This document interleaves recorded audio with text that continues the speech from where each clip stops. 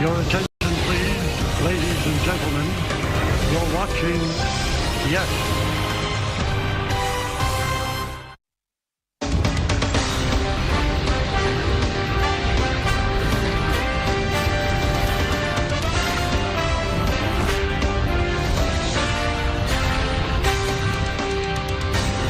The force could not be any stronger with this guy. Aaron Judge had another multi-hit game yesterday, including another home run.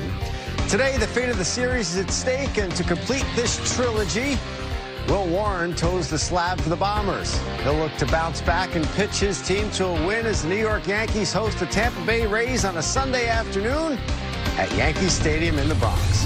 Hey everyone, welcome to Yankees batting practice today, presented by Audi. I'm Chris Sheeran, and may the 4th be with you. We've got a rubber game on deck. The Yankees took the opener, then the Rays got even yesterday despite more heroics, as we mentioned, from Aaron Judge. A win today takes the series. Do or do not. There is no try. With that, let's get right to the lineups. For the dark side, I mean the Rays, they snapped a 4-game losing streak yesterday, but they still scored just 6 runs in their last 5 games combined. First baseman Jonathan Aranda cleans up. He was 0 for 3 with 3 strikeouts in the opener, but he still owns an OPS over 900 this season. For the Yankees, it's a little bit of a different look. J.C. Escara catches and bats 6th, and with Anthony Volpe getting the day off, Oswald Peraza starts at shortstop alongside Pablo Reyes at second base. But batting second, it's the Jedi Master himself, Aaron Judge. He's batting .432, and his hitting streak is up to a baker's dozen of 13 games, a stretch over which he's hitting .500. It barely took one at-bat for Judge to make an impact yesterday as he drove the first pitch he saw from Rays starter Zach Littell out to right field into the short porch for a Han Solo homer. It was his home run number 11 for the captain. He's slugging an otherworldly .792, which is extra impressive when you consider the MLB average for OPS just over 700. Here's another stat to chew on. That was Judge's 6th first-inning home run of the season and the 71st of his career. He's already tied for 4th most in Yankees history. Since 2016, Judge has more homers in the opening frame than anyone else, 2 ahead of Nolan Arenado. Paul Goldschmidt, his teammate, is 3rd on that list with 67. Yankees had a scare in the 8th inning yesterday when Anthony Volpe dove for a ground ball and came up in some pain. He stayed in the game, however. Post-game X-rays came back clean. He's not in today's lineup, though. Earlier, Aaron Boone gave an update on the shortstop. X-rays, MRI, good news. He's sore today, but I feel like we're probably in a good spot. We'll see. Kind of day-to-day right now. He'll probably do some hitting today, see how that is. Strength and everything's real good, though, so I would say overall encouraging news. He had said in the clubhouse last night that he heard a pop. Was there any type of a diagnosis? No, it's a little unclear in there. He's got some stuff that they feel like's older stuff, so hard to know exactly, but, he's definitely a little cranky in the shoulder today. Let's take a look at the starting pitching matchup, and it's the key to the game brought to you by your local Kia dealers. For the Rays, it's the hard-throwing Taj Bradley, who's 2-2 with an ERA just over 4.5. And for the Yankees, Will Warren, still a young Padawan, will get another chance to sharpen his Jedi skill set. Facing the Orioles, Warren got 2 quick outs in the 2nd inning, then allowed the next 2 to reach, including an RBI double. In the 3rd, back-to-back walks set up the big blow, and that was a 3-run homer by Ryan O'Hearn over the high wall in right field. But Warren finished on a better note, striking out 3 in a row following the home run. He lasted just 3 1/3, gave up 4 runs on 6 hits, walked a pair, and struck out 5. It was his 3rd start of the year of no more than 4 innings. One thing's for sure, stuff hasn't been an issue for Warren. He throws his 4-seam fastball 1/3 of the time, and opponents are batting just .138 against that pitch. That's more than 100 points better than the MLB average. He faced the Rays 2 weeks ago, and because of a high pitch count, he didn't make it out of the 2nd. The Yankees still won that game. Time for a quick break on Yankees batting practice today, presented by Audi. We've got a jam-packed show coming your way. Up next, it's a Mariners reunion. Dave Valley and Jeff Nelson join the show, so stick around on Yes and the Gotham Sports app. Yankees batting practice today is presented by Audi, the official luxury vehicle of the New York Yankees. Visit your tri-state Audi dealer today. Chris back here on BP TV, driven by Audi, with a little bit of a reunion. A couple of former teammates here, Dave Valley, Jeff Nelson.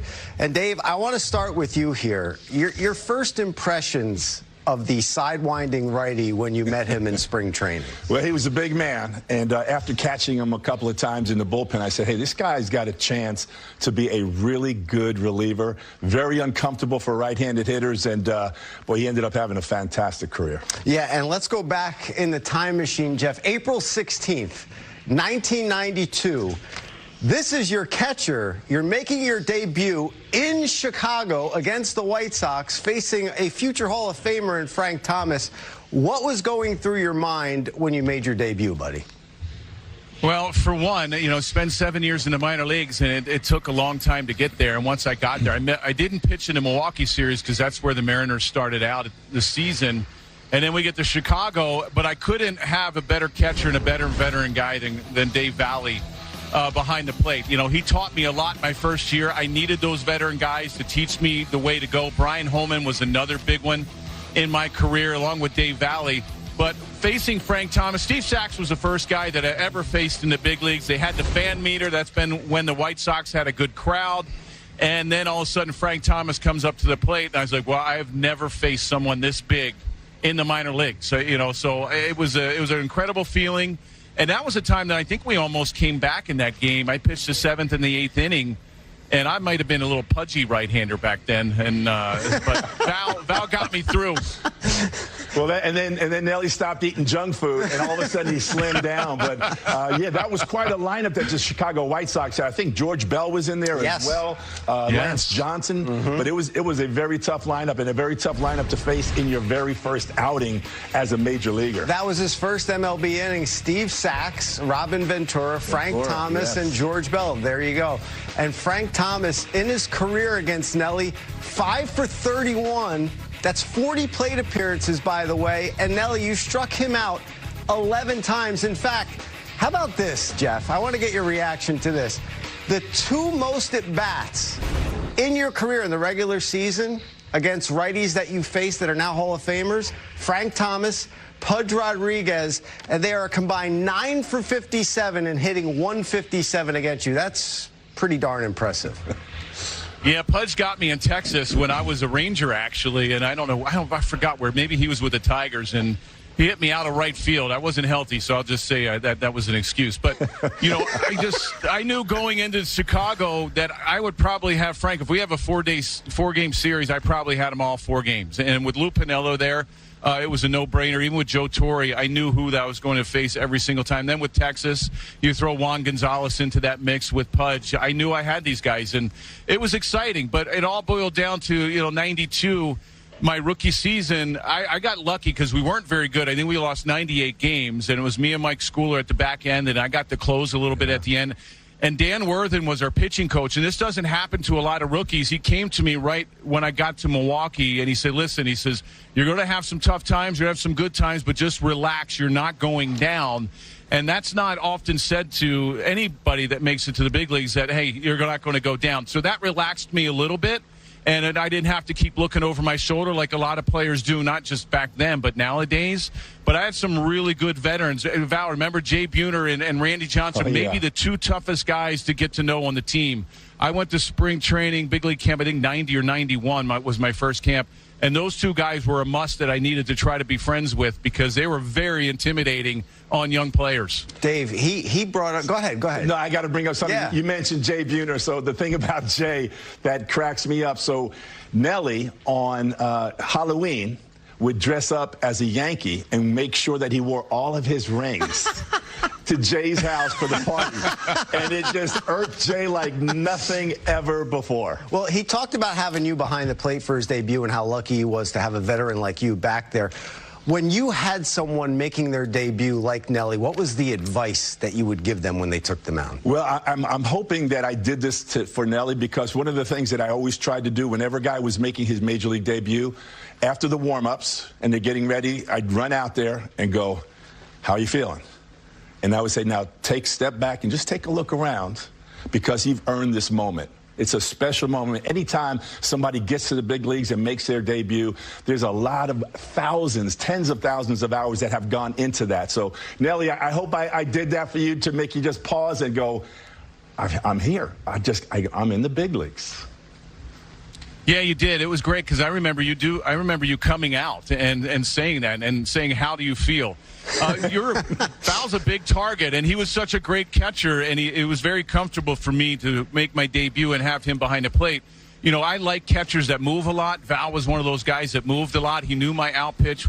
I threw to him in spring training, so it wasn't like that far removed for when I came up and made my debut. So it was very easy. If you have a young catcher behind there, it might have been more difficult.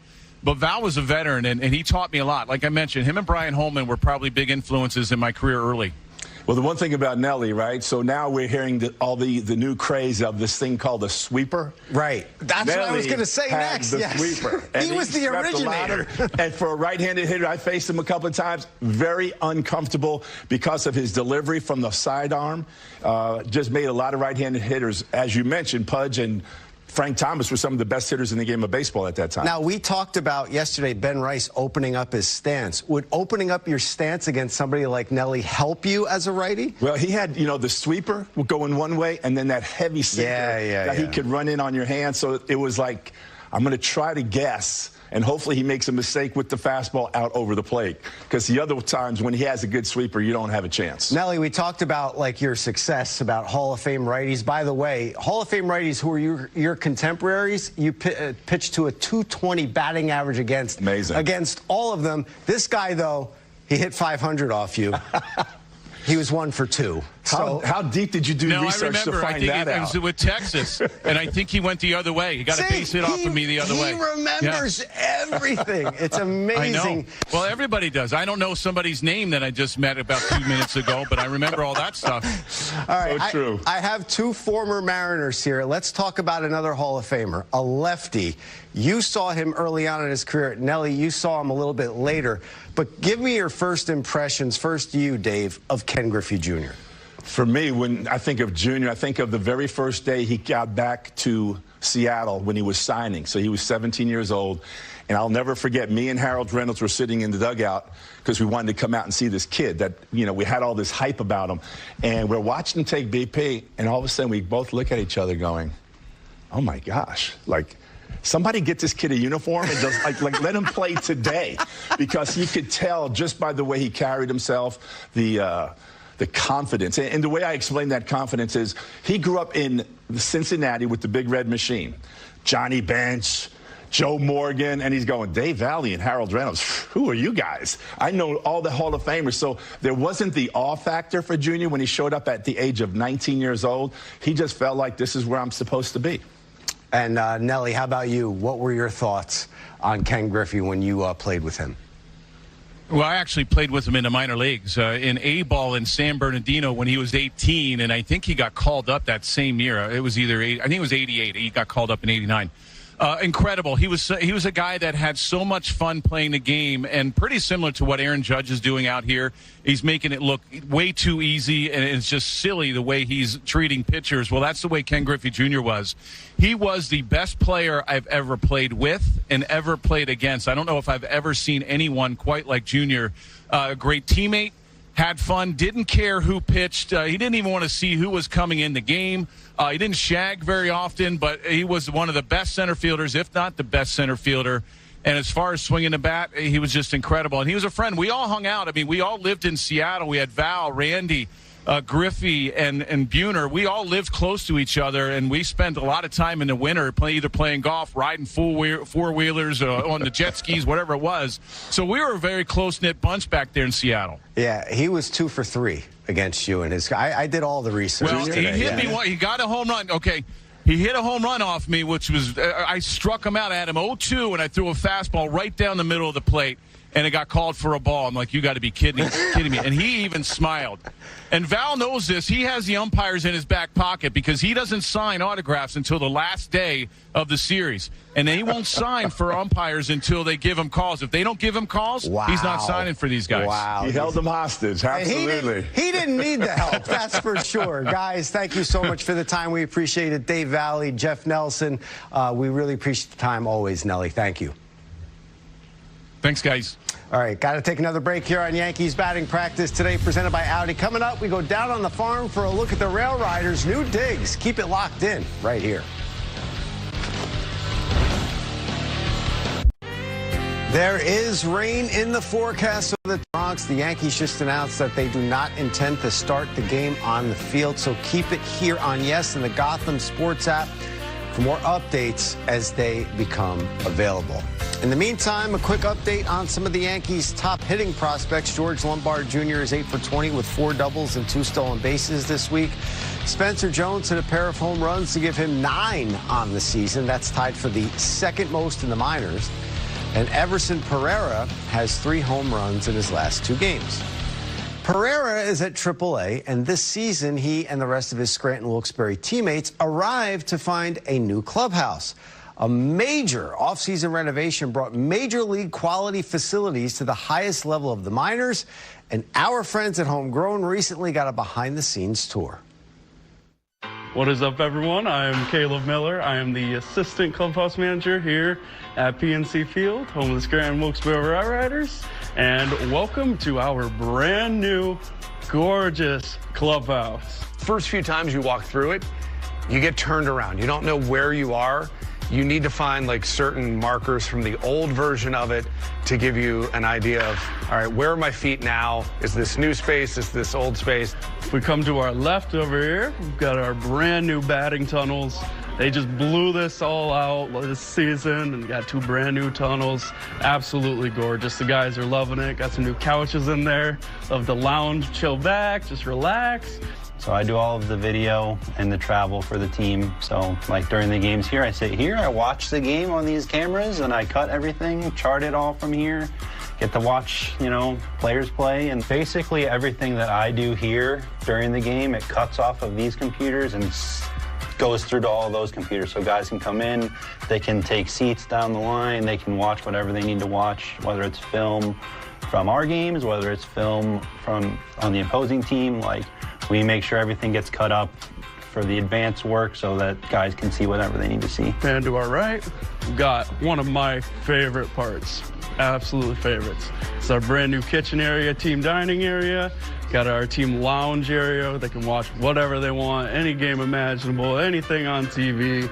Can eat up all the food that they desire, make sure they're nice and taken care of. They absolutely love it. The biggest thing for me is how spacious it is. Huge, huge upgrade to what we were used to last season. Went from a quarter of this space to a much, much bigger space, which is huge, huge for me. What we got here is about 3 times the space. We've got a beautiful turf area for guys to come in and they can foam roll on it, they can run on it, they can do daily movement prep on it. And this week we've had 2 rainouts, 2 doubleheaders, lots of cold weather. For them to have this open space to come in and do what they need to do to get done, it's easy to come in and get as much work as we need to in here. Keep coming this way. Right on our right up here, we've got our meeting room, or as in our org, we call it the war room, where they're getting ready for war. They're just getting ready for game day, ready for battle.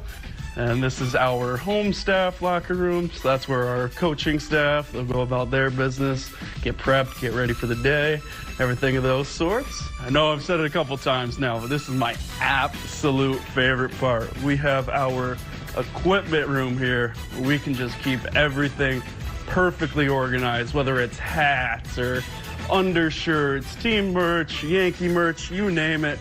We've got it in here, and it is nice and tidy. So if a guy comes to us, hey, can I get an extra large in this? You can just grab it, send them on their way, and they can go about their business. And of course, this is the bowl. This is the primary locker room. This is where the guys will hang out, go about their day-to-day lives, and Got ping pong table, of course. They'll have a blast there each and every day.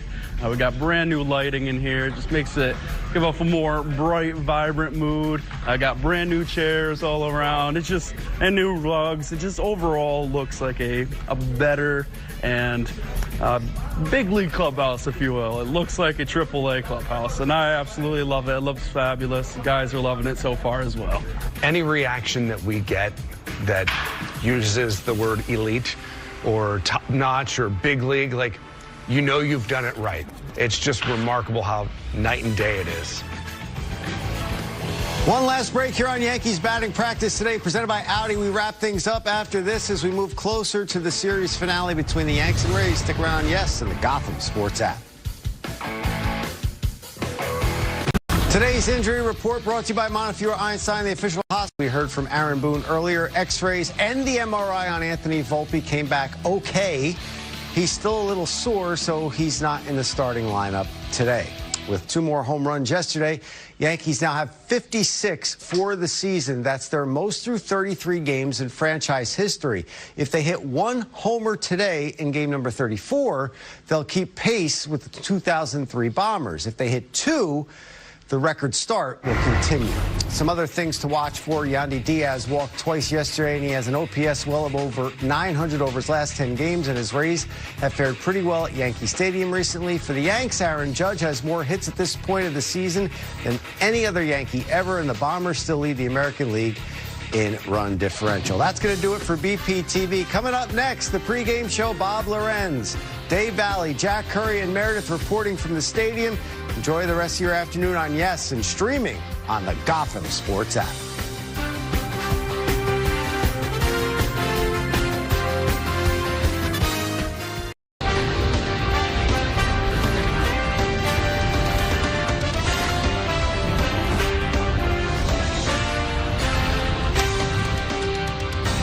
It is May the 4th, and that means it's Star Wars Day in the Bronx. Jedi Master Giancarlo Stanton gets the bobblehead treatment. But in addition to the dark side, the Bombers might be battling the weather today. Let's get you ready as the New York Yankees and Tampa Bay Rays meet in a Sunday matinee at Yankee Stadium. Hope you're having a great day. Welcome to the FanDuel Yankees pregame. Bob Lorenz, Dave Valley, and Jack Curry with you. Final game of this 3-game series will start in a rain delay, which makes perfect sense because Dave's in town. You just want. I'm a catcher. We always take the blame. you just wanted to open some more baseball card packs, right? I can't wait. So as we get our Hyundai opening comment going into today's game, Yanks still have a chance to win the series here, JC. Yeah, the standings tell you the Yankees are atop of the American League East right now, and the Yankees will tell you that's where they expect to be all season. To do that, though, you have to beat the teams in your division. So today is a day where the Yankees need to finish what you started by winning a series against the Rays. Their last series against the Orioles, they lost 2 one-run games to a team they feel they're better than. They feel they're better than the Rays. I think they have to go out there and whatever Star Wars tricks they have to use, because, Bob, I don't have any Star Wars vernacular I can go to, use those to get a win. Yeah, they've got to go right after the Rays here this afternoon. Yesterday was very un-Yankee-like. No walks, 2 home runs, only 5 hits. They just really never got anything going, and they need to do that again here this afternoon against Bradley. All right, we'll see if they can do that. Meantime, let's get it out to the stadium right now. Meredith Marakovitz standing by with the Clubhouse Report presented by your local Ford stores. And Meredith, you're in the booth. Let's start with the weather. And just remember, whatever happens today, Dave Valley is willing to take the blame. So we got that going for us. Well, he might have to, because this one doesn't look great today. Obviously, the tarp is on the field behind me. You already noted the fact that this one is not going to start on time. In speaking with some individuals around the stadium in the know, they did say that the rain was supposed to let up around 2 or 3 o'clock. So they do believe there's a window, but obviously the weather could change from now until then. But, Bob, I'm going to choose to be optimistic and hope that the Yankees do indeed play baseball this afternoon. If they aren't able to get this one in, the Rays are back in town at the end of July. Now, if and when they play this one, you are not going to see Anthony Volpe in the lineup, and that brings us to today's injury report brought to you by Morgan & Morgan. Really a scary moment for Anthony Volpe in yesterday's game. He was trying to make a play in the field here, as you'll see, and he automatically grabs that left shoulder. He told me after the game that he felt a pop in the shoulder. He did have an X-ray and an MRI, according to Aaron Boone. Both of those came back clean. Volpe would actually stay in the game, but Aaron Boone said he's going to try to stay away from him today. He's very sore today, even though it does not appear as though anything is structurally wrong. And as Aaron Boone put it, he is going to be day to day. So with no Anthony Volpe in the lineup, it is going to be Oswald Peraza at shortstop. Reyes is at second base. Jazz Chisholm Jr. out for the foreseeable future with that oblique injury. Aaron Boone saying that one's going to be about 4 to 6 weeks. And in speaking with Chisholm after the game yesterday, he said there's actually 3 different spots in the oblique that show signs of tearing, so you wonder just how long Jazz Chisholm Jr. will be out of this lineup. Now, one guy that they would love to get back in this lineup is Giancarlo Stanton. He started the season on the injured list. He continues to make progress, and earlier today, I asked him about the rehab process.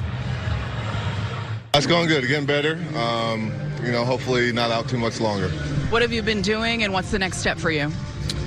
Getting like a makeshift spring training in, I guess. Making sure I'm in my cleats long enough, making sure I'm getting the long days in, starting, stopping, simulating how a game would be as much as I can, and just keep that stamina. You had said a couple weeks ago that this is something that you'll have to deal with in some capacity throughout the season. Just how are you feeling now, and how do you manage this throughout the rest of the year? It's just get it to a point where it's manageable and go from there. There'll be good days and bad days, and you got to understand that. Just keep a good mentality and keep it rolling. Aaron Boone had mentioned that maybe you'll participate in a live here at the stadium when Jake Cousins throws. Do you have a target date for when you'd like to start a rehab assignment? Yeah, I'm gonna hit off Cousins, I think, Tuesday, and then kind of go from there. It's going to be based on how live ABs are, and then rehab will go from there. How brutal has this been for you, just having to watch from the dugout? It's been awful for me, but anything I could do to help the guys out to keep playing well, and any knowledge I can bring, that's what I'm here for at this point. How would you describe what you've seen from Aaron Judge to start the season? I played MLB The Show, and I don't think I could play as good as he's played now. So it's unreal. It's become almost like everyone just shakes their head, and it's can't miss TV for sure. So it's not that bad to miss. So today is May 4th. May the 4th be with you. Are you a big Star Wars guy? I like Star Wars growing up, for sure. I haven't seen all of the new the new shows out, but it's definitely an awesome franchise. What was your favorite Star Wars movie growing up? I like Revenge of the Sith, I believe, with Darth Maul. I did not see that one. More importantly, how do you feel about your bobblehead doll that people have been standing outside since about 9:30, 10 a.m. for? I haven't seen it yet, but it's awesome. I saw in the years past CC and a couple of the guys, so it's cool to have one, and something I'll have forever, actually. Well, don't worry, Giancarlo Stanton. We have you covered. There is your bobblehead right there. He got a first look at it on the warning track just after I interviewed him. And he was pretty pleased with the final product. Said he could definitely do more damage with a lightsaber than he can a bat, but there you go. And he wanted me to correct, Phantom Menace is his favorite Star Wars movie. He couldn't remember the name, but he did find me to tell me that. But, Bob, I'll send it back to you and say, may the 4th be with you if you're celebrating today. May the 4th be with all of us regarding the weather, too. Thank you, Meredith. We'll see you with Michael and Nelly in just a bit. All season long here on Yes, we want to invite you viewers to show us the different ways you support the Bronx Bombers. Use the QR code on screen with the hashtag Toyota Pinstripe Pride and post pictures to social media that reflect your love for the Yankees. We might spotlight you in a future game. Pinstripe Pride is brought to you by Toyota, the official hybrid vehicles of the Yankees. Well, coming up on the FanDuel Yankees pregame, it's a bit of a different look for the Yankees lineup as they take on Taj Bradley in the series finale. We'll break down the matchups next on Yes and the Gotham Sports app.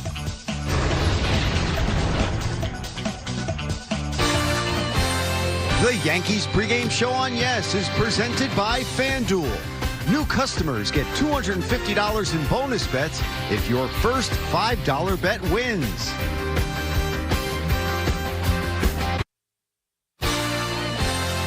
The Yankees pregame show Show on Yes is brought to you in part by your local Hyundai dealers. There's never been a better time to test drive that Hyundai you've always wanted. Visit HyundaiUSA.com today. Time for the pregame odds segment. It is, and it's presented by FanDuel. It's the rubber game between the Yanks and the Rays in the Bronx. The force could be strong with this parlay. Let's go with Aaron Judge to knock at least 2 hits, Oswaldo Cabrera to record at least 2 total bases, and Trent Grisham to score a run. That would hit at plus 933. Right now, new customers get $250 in bonus bets if your first $5 bet wins. Let's take a look at today's Yankees lineup, brought to you by Toyota. Aaron Judge, all-world, we know this year, 2 for 4 yesterday, extends the hit streak to 13 games, the on-base streak to 29. Over that 13-game hitting streak, a 500 hitter with a 14-17 OPS. And at the bottom, Oswald Peraza at shortstop today in place of Anthony Volpe, with Pablo Reyes at second base. So you look at the bottom of that lineup, and these guys that don't play every day, Val, a chance to do a little bit of damage. Well, you get an opportunity. When you're a part-time player, you look forward to these type of opportunities. Typically, you're going to get them on a day game after a night game. And, you know, these guys are going to be ready mentally. But sometimes when you're not playing and you're not getting those regular at-bats, it's really hard to find your timing. Yeah, I've always been intrigued by Peraza, because if we go back to 2023 in spring training, he was competing with Volpe for the starting shortstop job. Volpe wins it. His career goes in this direction. Peraza, he's been a minor leaguer. He's fought through some injuries. But to your point, Bob, if we look at the 6 through 9, let's push Cabrera off to the side because he's been a regular all season. Those are the 3 players. 15 for 77. That's a batting average under 200. 2 homers, 8 runs batted in. So to both of your points, not a lot of playing time. How do they figure out Bradley today against the Rays? Even Giancarlo Stanton said Aaron Judge is must-see TV. Now, yesterday, did we implore Jack to bring his beat-up thesaurus to, right? Did you bring it today? Let's just say I did. For the sake of the story, let's just say I did. We're looking for new words to describe what Aaron Judge is doing, Dave. Yeah, it's just absolutely amazing. And I know it's right now you're thinking about 400. Could he possibly hit 400 on the course of the entire season? I just think it is such a tall task for somebody to play a full season to keep that batting average well over the, you know, that 400 mark in the early going. So, you know, you're going to have some slip-ups here and there. Yeah. But the one thing that he does do that is kind of going to keep him there, and we're going to keep this conversation going, he gets on base. He takes his walks. You get on base, you take those walks, it's fewer at-bats in your batting average, and the George Bretts and the Tony Gwynns of the world would tell you that if you're trying to hit 400, fewer at-bats, as long as you qualify for the batting title, will probably actually work in your favor. By the way, Bob, I'm coming up with stupendous and scintillating. I reached out to the thesaurus. But let's go back to Paul O'Neill. In 1994, he made a run at 400. And a couple of similarities, guys, between O'Neill and Judge. They both absolutely crushed the ball. Hey, look at that article from 1994. 400 talk, O'Neill takes a walk. So that means he didn't want to do an interview. But, guys, I went back and looked at that season. So the first 33 games, Buck Showalter rested him against 5 lefties. Do you want to hear who those lefties were? Kenny Rogers, David Wells, Randy Johnson, Wilson Alvarez, and Joe Hesketh off to the side. So of those other 4 guys, 3 pitched perfect games, and Randy's in the Hall of Fame. Alvarez pitched a no-hitter. So as Wade Boggs told me that season, if you want to hit 400 and you can have some potential offers that aren't going to be on your ledger, that's going to help you. Paul did hit 305 against lefties that year, 380 against righties. Yeah, it's amazing. You mentioned Wade Boggs. I think of when I was catching against him, he had such a small strike zone.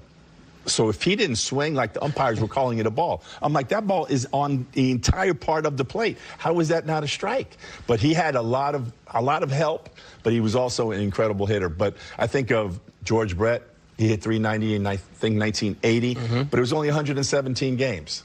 You know, so again, you start stretching out over 162. I think the level of pitching that these guys are facing day in and day out, it is almost impossible to make it happen. Ted Williams, the last guy that did it, right? 406. I looked up his numbers. That year, his on-base percentage when he hit 406 was .553. Wow. So he was taking his walks. Yeah. I think he had 150 walks, give or take. So. One more thing on Bogsy. From May of 85 to May of 86, he actually had a full season's worth of games where he did hit over 400. Now, not for an entire season, so it's not on the back of his baseball card, but for an entire season of games. But it's so hard to do. And by the way, guys, the fact that we're even talking about this with gigantic Aaron Judge, who already holds the American League home run record, the fact that we're talking about him making a run at 400 in May, I think just speaks to how prolific a hitter he is. Let me ask you this, because Aaron Boone was asked this. Are you surprised more teams aren't intentionally walking him? In my opinion, you're 33 games in. Like, if you're Kevin Cash, you got to believe your guys are going to go after him and try to get him out. I am shocked that they continue to pitch to him. With as hot as he is, even the other day we were talking about that in the game. Why didn't they walk him and then face Rice right after him? Leave your lefty in there. I guess the value that the analytics are saying, like, do not put anybody else on base, takes away from the strategy of, I'm not going to let this man beat me. I think of Sparky Anderson. There were series when we would go in to play the Detroit Tigers, and he would just walk Griffey. Anytime there was a situation where he could hurt me, walk him. We don't care. Whoever's behind you, I'll take my chance with that guy as opposed to Griffey. I think analytics has a lot to do with it. Remember, why did we see less bunting? Because if you look at the numbers, when you bunt, you're actually helping the opposition. It's a free out, even if you're moving the runners up. We saw fewer stolen base attempts until they changed the rules for the same reason. Don't give them a free out. I think you're exactly right, Dave. We've called Judge the modern-day Ruth, or the comparisons to Bonds. Bonds one year had 120 intentional walks. Last year, I believe Judge was in the 20 range. So keep pitching to him. The Yankees will be happy to see that. Aaron Boone would love to see this not happen. He wants to see him get a chance to swing. Well, at least for one or two at-bats, Taj Bradley today will be doing that. And Jack, last time they got to him, 9 hits, 6 runs on April 17th. Yeah, I think that bodes well when you're a hitter, and Dave could speak to this better than I, but when you've just seen a guy and you've had some success against him, and even a couple of players have managed to hit the ball over the fence against him, I think you see him again, and I think that familiarity makes you feel even more comfortable in the box. Yeah, I think the advantage definitely goes to the hitters when you're facing them within a week, right? The last time out, he had 4 walks. It really ended up hurting him, but gave up 6 runs. So hopefully that offense can wake up here this afternoon against Bradley as well. All right, we will find that out. Want to remind you, the Gotham Sports app is your new home for streaming live Yankees games and so much more. And it's free with an eligible TV provider subscription. Download the Gotham Sports app now or visit GothamSports.com to get streaming. Well, Will Warren had another short outing in his last start, so he's looking to bounce back this afternoon. Up next on the FanDuel Yankees pregame, we'll tell you what to expect from the young righties, so stick around.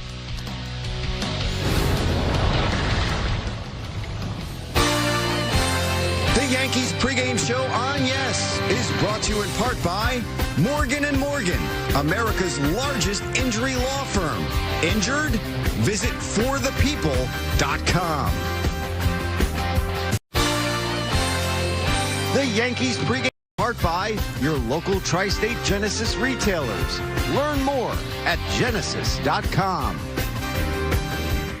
Hi there, I'm News 12 meteorologist Alex Calamia with your wet game day forecast. Yeah, not perfect out there. Mostly it's just showers, unlike yesterday where we had thunderstorms nearby. We're expecting temperatures, they're going to hold steady in the 60s. We have winds light from the southeast. Plenty of ways you can stay up to date with us here on News 12. We're always giving you the best hyper-local news and weather in your neighborhood. Alex, thank you for that. That's a look at the stadium right now with a tarp on the field. We are beginning in a DVRD. That is a Dave Valley rain delay. But we will let you know exactly what develops and when they think they can start this game. In the meantime, let's take a look at the Rays lineup brought to you by Toyota. 6 stolen bases, by the way, yesterday for some of these guys. Jonathan Aranda, a day off yesterday. He has 4 homers and 14 runs batted in 30 games so far. And then former Yankee Ben Rortvedt catching and batting 8th. And they'll go up against Will Warren, his last outing. Dave, if you're trying to get a young guy to sort of bounce back from that outing, I guess it would start with don't walk anybody, which he did, and then gave up a 3-run home run. But what would you be telling Will Warren? But the one thing about young pitchers, oftentimes they don't really feel like they have the confidence to go out there with their stuff. So you got to trust your stuff, right? So I think of different times when I had certain pitchers like a Randy Johnson.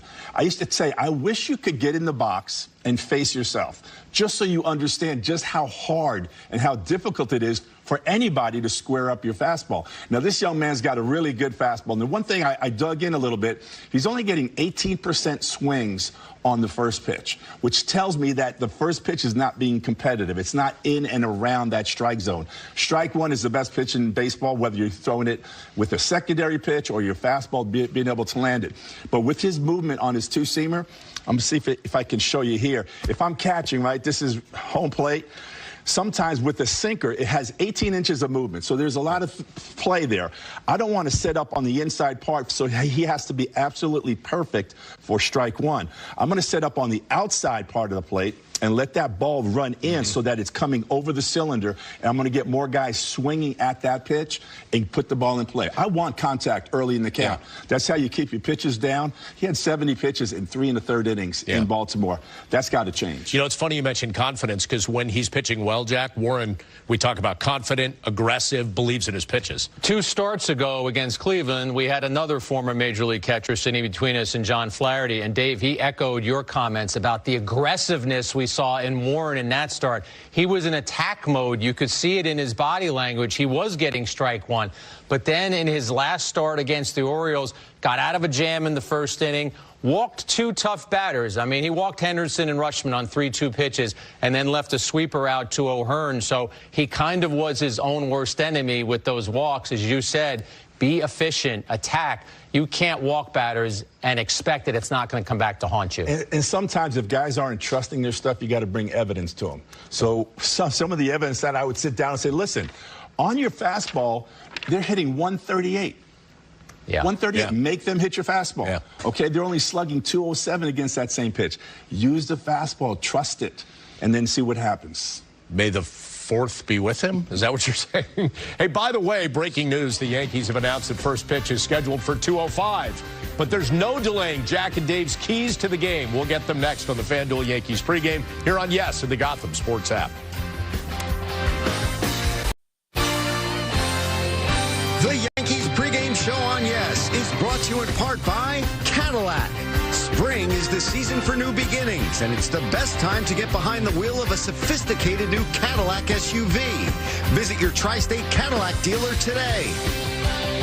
Great to have you back. We'll get you out to stadium in a little bit, but we have rain delay coverage coming up. First pitch scheduled to be thrown around 2:05. With that in mind, let's get your key to the game. My key today is get strike one. You've got to trust yourself. Will Warren has got to go out there and start attacking these hitters, get them on the defensive, get them swinging the bat early, keep that pitch count down, and let that offense get the job done. My key is punch first and keep punching. The Yankees scored first yesterday. Judge hits a home run in the first inning, but you got to add on against Bradley. The last time he faced the Yankees, Cabrera took him deep, so we'll keep an eye on those at-bats. Do we have the sax player waiting in the wings? We got the rain delay sax coming up. We'll see you back here in studio as the tarp comes off the field. Good to have you back on Yes. Starting in a rain delay, but first pitch scheduled for 2:05. Now notice, please, we don't have the sad sax for the rain delay music. That's because when Dave Valley is in town, he's our mental coach, and he is imbuing us with positivity, right? So you're keeping that upbeat, the good music. Deserve this. That's a good thing. That's a good thing. Good to have you back, by the way. So final game of this 3-game series, Yanks and Rays getting started here in about 30 minutes. It's going to be Will Warren against Taj Bradley. And Jack, like Dave said earlier, that offense for the Yanks got to get going after a quiet day yesterday. Yeah, and as they wait for this game to begin, I'm glad you mentioned the starting pitchers, Bob, because Dave will probably smile at this, but it's always about the starting pitchers. You never want to get your starting pitcher started up too quickly, so they need to know when that first pitch is coming so they can begin their warm-ups. But absolutely, the Yankee offense needs to do some damage against Bradley. And it's a different cast of characters today. We mentioned no Volpe, no Wells, no Jazz, no Rice. So we'll see how Bradley navigates that lineup. Yeah, and it's, you mentioned how they treat those starting pitchers with kid gloves. The thing about today, it's not a delay inside the game, right? The guys haven't gotten everything all warmed up and ready to go. So it's a little bit easier. It just got pushed back those 30 minutes. So starters were able to sit back. They knew that the game was going to be delayed. They're going to go through their normal routine to get ready. Yeah. You would have already had your pregame chat and meetings with the pitcher and the pitching coach. Would you do any more of that right now, or would you just kind of be laying out? Yeah, at this point, you just step back. Now, if you're starting, you kind of start getting your game face ready, right? But if you're not in the lineup, it might be time to go get like a slice of pizza or maybe a little ice cream. Yeah, you know? Really? Yeah. All right. A little something, a little extra cup of coffee, too, or no? In the starting lineup. Yeah. You know? I think Dave is giving us his lunch order for today. Right. That's what I think he's doing right there. I'm curious about the way different pitchers handled this. Now, this is only half an hour, so we don't want to make too much of it. But I remember the likes of David Cohn, rain delay, and we'd be in the clubhouse as reporters beforehand. It's just chill. Just let me know when. But then some other pitchers whose names I might not mention, they'd get a little jumpy. They'd be walking into Joe Torre's office. You got any news? You got any news? Who were the guys you were teammates with who were chill? Who were the guys who maybe were a little more frenetic, a little more panicky? I think the guys the most even keel probably was a guy named Scott Bankhead. So Banky came out of North Carolina. He came over in a trade, and he just was one of those guys that up, down, you could never tell what was going on. So whenever he was pitching, it was kind of an easy day. But the other guys, again, as a catcher, handling my pitching staff, you almost have to be a psychologist. Yeah. You know, when do you start like stroking this guy? You know, I need to get him going, or I got to yell at him. Certain guys you can yell out. Other guys, if you yell at them, they kind of crumble. You know, so you got to kind of know the personality of how to get these guys ready to pitch. All right, so Aaron Boone knows the personality of his guys. He's penciled in, as Jack said, a little different lineup. He met with the media as usual prior to the game. Media and Meredith, let's listen to that. Is there an update on Anthony Volpe? Obviously not in today's lineup. X-rays, MRI, good news. He's sore today. But I feel like we're probably in a good spot. We'll see. Kind of day to day right now. He'll probably do some hitting today, see how that is. Strength and everything's real good, though. So I would say overall encouraging news. He had said in the clubhouse last night that he heard a pop. Was there any type of a diagnosis? No, it's a little unclear in there. He's got some stuff that they feel like's older stuff, so hard to know exactly. But you know, he's definitely a little cranky in the shoulder today. And just getting the MRI back clean, the X-ray clean, just how much of a sigh of relief is that to you, knowing what he can do defensively? Yeah, no question. I mean, you know, had a little bit of that when we got out there because, you know, as you guys have known, watching Anthony now a couple of years, you know, durable, tough, you know, isn't real. You don't really see a lot. But obviously some pain when he went down there, and then once he got up and Timmy was putting him through a bunch of the testing, the strength and everything was good, which was a good sign. So, you know, hopefully we're good, but we'll certainly want to see how today unfolds and how the next couple days are. Jake, to the right. So there's been a lot of conversation around Judge and comparing him to Barry Bonds and some of the statistical numbers, kind of the best offensive run that we've seen since Bonds. I'm curious why you think that Judge hasn't been walked, either intentionally or unintentionally, at kind of that same level. Is that something to do with the change in the sport, in pitching, and how we approach hitters? I'm just curious for your perspective. Yeah, I think it's a little bit of the times, you know. We don't readily, most teams don't readily intentionally walk. You know, there's some managers, some teams that do it a little more aggressively. I think it just comes down to the game, the matchup. You know, you're turning lineups over. I'm sure we'll go through stretches where you might see it a little bit when he's on a real good power run, and there's that real reason to put him on. I don't think there's been necessarily a ton of situations where, you know, I would have thought he's getting walked here. You know, maybe one or two, like, will they do it here? So I don't think that situation has come up a lot.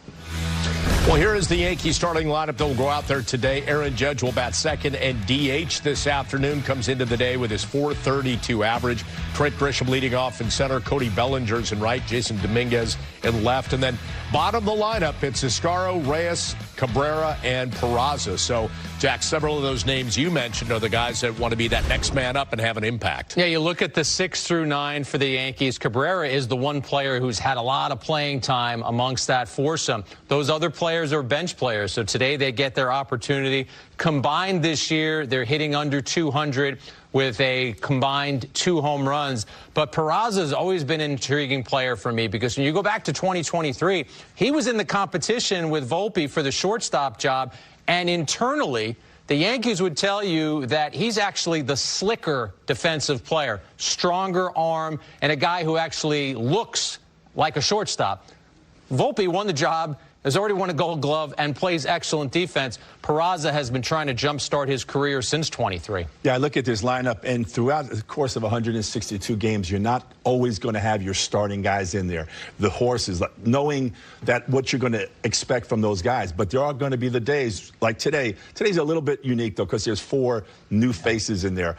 But to me, as you look at a championship team, you got to play 162. So maybe I run out my starting lineup, if I'm lucky, 140 times. So it's those other 22 games. What are you going to do when the other guys are in there? Can you win when those guys are in there? And it's a real, to me, a true test of a championship team, being able to win when you don't have all your horses in there. Now, there's another guy on the injured list right now the Yankees would love to have in the lineup, but that's Giancarlo Stanton. It is his bobblehead day today, by the way. May the 4th be with you as he gets his Jedi bobblehead. Meredith Marakovits talked to him about that and get the latest on him prior to the game today. Giancarlo, how's the rehab process going for you so far? It's going good, getting better. You know, hopefully not out too much longer. What have you been doing, and what's the next step for you? Getting like a makeshift spring training in, I guess. You know, making sure I'm in my cleats long enough, making sure I'm getting the long days in, starting, stopping, simulating how a game would be as much as I can, and just keep that stamina. You had said a couple weeks ago that this is something that you'll have to deal with in some capacity throughout the season. Just how are you feeling now, and how do you manage this throughout the rest of the year? It's just get it to a point where it's manageable and go from there. There'll be good days and bad days, and you got to understand that. And, you know, just keep a good mentality and keep it rolling. Aaron Boone had mentioned that maybe you'll participate in a live here at the stadium when Jake Cousins throws. Do you have a target date for when you'd like to start a rehab assignment? Yeah, I'm gonna hit off Cousins, I think, Tuesday, and then kind of go from there. It's going to be based on how live ABs are, and then, you know, rehab will go from there. How brutal has this been for you, just having to watch from the dugout? It's been awful for me, but anything I could do to help the guys out to, you know, keep playing well, and any knowledge I can bring, that's what I'm here for at this point. How would you describe what you've seen from Aaron Judge to start the season? You know, I played MLB The Show, and I don't think I could play as good as he's played now. So it's unreal. It's become almost like everyone just shakes their head, and it's can't miss TV for sure. So it's not that bad to miss. So today is May 4th. May the 4th be with you. Are you a big Star Wars guy? I like Star Wars growing up for sure. I haven't seen all of the new the new shows out, but it's definitely an awesome franchise. What was your favorite Star Wars movie growing up? I like Revenge of the Sith, I believe, with Darth Maul. I did not see that one. More importantly, how do you feel about your bobblehead doll that people have been standing outside since about 9:30, 10 a.m. for? I haven't seen it yet, but it's awesome. I saw in the years past CC and a couple of the guys, so it's cool to have one, and something I'll have forever, actually. And he actually got a hold of one right after Meredith was done talking to him. That's Giancarlo Stanton unpacking his brand new Jedi bobblehead. And for the record, Your Honor, his favorite movie, he corrected himself, is actually Phantom Menace. Jack, so we've got that straight. And we all know Phantom Menace came out in 1999, and that was the first time that George Lucas, who directed the original Star Wars in 1977, returned to the franchise to direct that. I think Liam Neeson was in Phantom Menace, maybe Natalie Portman. Wow, did somebody hit the Google machine? He's deep into Star Wars. It's called doing a little research during Meredith's fun interview with Stanton. That was good stuff. I'll tell you what, it is good news, though, that off to such a slow start. He had the elbow tendonitis, still getting through that, Dave, but seems like he's hit a good spot if he's ready to start taking some live at-bats. Well, and this lineup could sure use him, right? This is a huge hole when he went on the IL. This is a guy that they need in this lineup if they're going to make that run all the way through September. You think about the Yankee mindset when this news came out in spring training. Your most recent memory of Stanton is what he did in October and how good he is for the Yankees in October. Suddenly, they don't have their DH. What are they going to do? Where's the offense going to come from? They've already lost Soto. Nobody's going to hit other than Judge. Well, they have hit second in the major leagues in runs scored per game, first in home runs. Ben Rice has been a revelation. Trent Grisham has contributed. But to Dave's point, all that's nice. You want Stanton back. Stanton is a guy who moves the needle. He is a presence in that lineup, even when he might be on a little bit of an 0 for 12 or an 0 for 15. Pitchers see Stanton in the lineup, and there's just a different feeling about having to face that guy. All right, we'll take a quick break. Pitching has also been a premium for the Yanks. Will Warren looking to be that guy again today after an off outing against Baltimore. He's out there getting loose and getting ready, and we'll talk about Warren coming up. Stick around. Chapters of their big league careers. Field prep at Yankee Stadium well underway for this afternoon's ball game. So about a 30-minute rain delay to start things off, or non-rain delay. Anyway, it doesn't matter. They're going to start the game at about 2:05. We'll have it for you here on Yes and the Gotham Sports app. Yanks and Rays finishing up this 3-game series. Yanks can get a series win if they get a good start out of Will Warren. We talked a little bit about him before, Dave, and the fact that how much of it for him is confidence in his stuff versus sort of the mental side of it and believing that he has the stuff to get guys out. Sometimes you have to wait for that success, right, for guys to really believe, I got good stuff. I can get major league hitters out on a regular basis.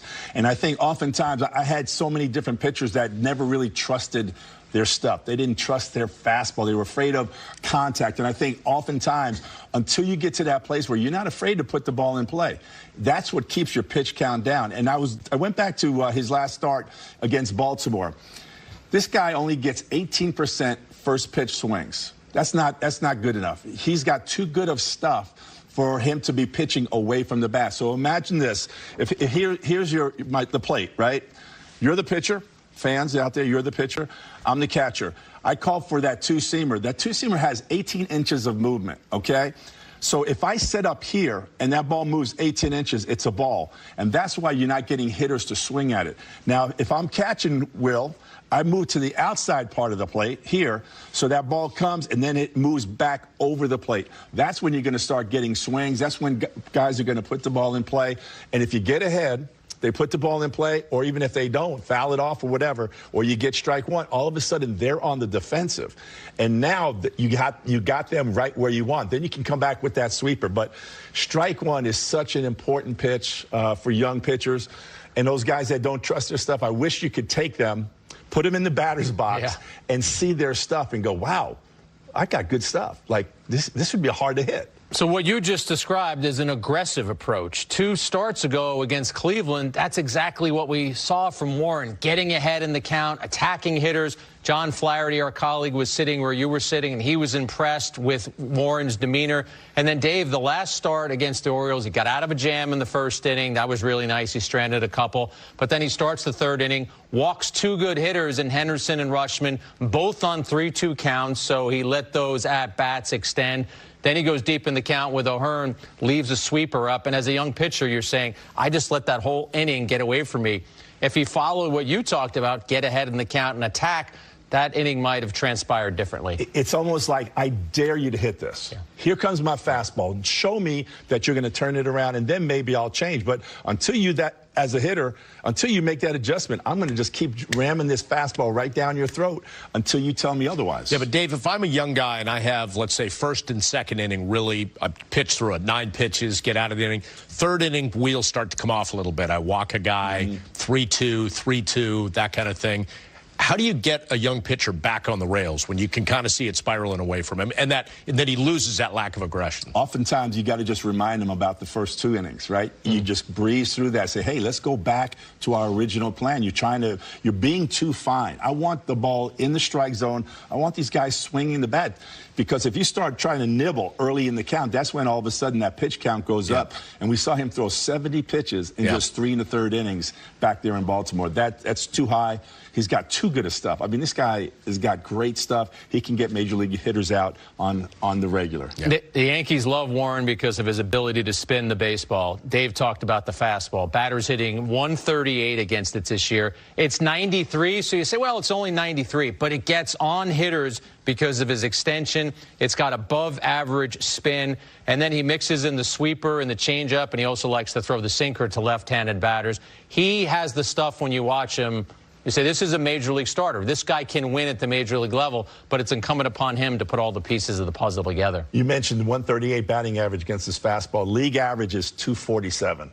Slugging against that fastball is only 207. League average is 422. So he's got above average stuff. He just needs to start believing in it himself. They would love for him to go deeper than he did last time. It was just 3 1/3. And we remember yesterday, guys, Ryan Yarborough made the spot start.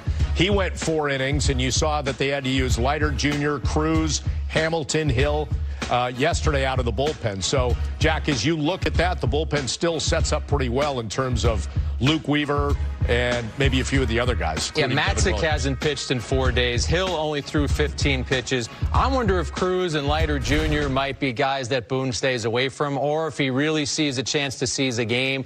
Does he use someone like Cruz for a sequence of batters? But then at the end of the game, you've got Williams and Weaver ready to take you home. So this is an important game for the Yankees. They've played well this year, but as I mentioned at the top of our pregame show, you got to beat the teams in your division. The Yankees right now, they're a better team than the Tampa Bay Rays. Figure out a way to win this series. And as you take a look at the use of that bullpen, this start by Warren going deep into this game is so important for Aaron Boone. You know what else helps a starting pitcher, a young guy? Punch first, get runs on the board. That's what the offense needs to do after yesterday only getting a total of 5 men on base and 5 hits in that game. That game was an anomaly for the Yankees. Scoring 3 runs or fewer. It's the 10th time this year that has happened, and that's an MLB low. Usually they've got runners on base, they're getting walks. For them to go an entire game and not have 1 walk, that's not what the Yankee offense is about. You got to give a little credit to Lytle, though, right? Yeah. I mean, he made a couple of mistakes in that ball game. The Yankees hit solo home runs. Solo home runs don't hurt you. It's the 2-run, the 3-run home runs that can really put a game away. But I thought Lytle did a great job of keeping those bats very quiet.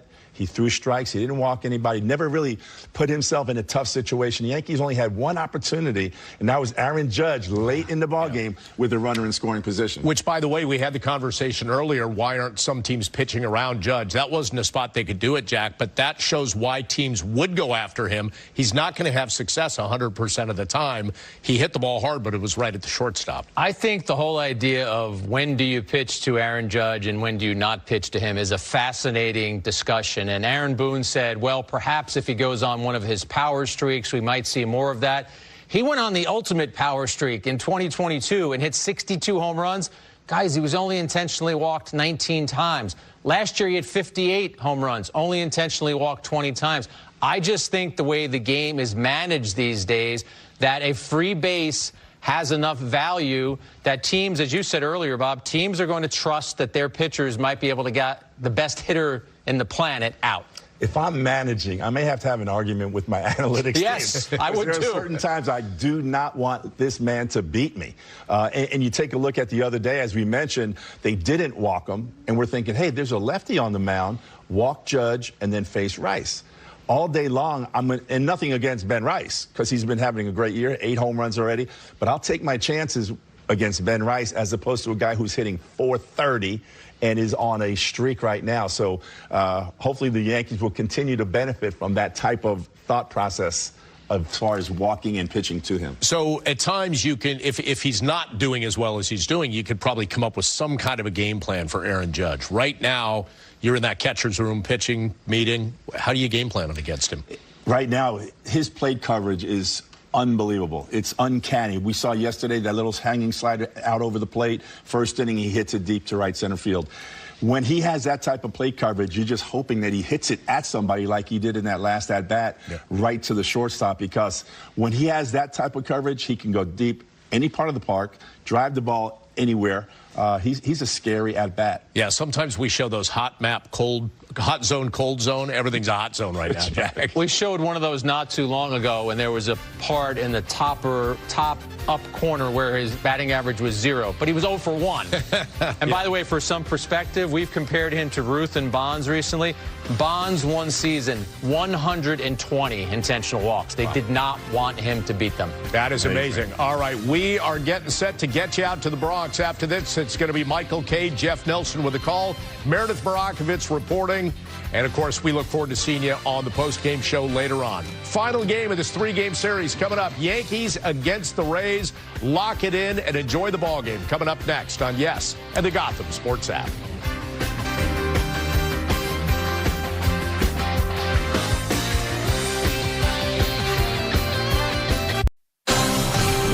Please, ladies and gentlemen, you're watching Yes.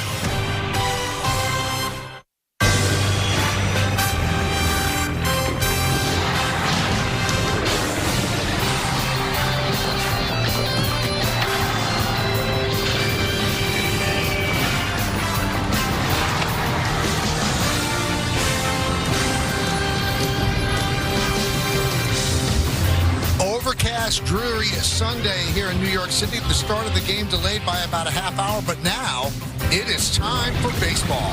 As the Yes Network presents the Hyundai Sunday Game of the Week, it's the Tampa Bay Rays against the New York Yankees in the rubber game of the 3-game set from Yankee Stadium in the Bronx, New York. Hi, everybody, and welcome to Yankees Baseball, along with Jeff Nelson. I'm Michael Kay. Well, the Yankees have split the first 2. They won the first game by 3. They lost yesterday by 1. But a guy who's consistently great every single day is Aaron Judge. Now, I've run out of superlatives. Now you have to come up with something. Spectacular, brilliant, amazing, mind-blowing. I mean, just go on and on. That's what he's been this season. Pitchers are afraid to come inside. They want to go away. He covers so much of the plate. He sits on breaking balls. He's not fooled. He hits his second triple of the year on Friday, right off the wall. And then how about yesterday, his 17th multi-hit game that leads baseball and number 11 in the first inning. I know you guys talked about what else is left, maybe breaking his own home run record, or are we witnessing a Triple Crown season? 54 hits, the most through 33 games in Yankee history. He has a 29-game on-base streak. He reached multiple times in 24 of those games, and 6 of those 11 home runs have come in the first inning, give the Yankees an early boost.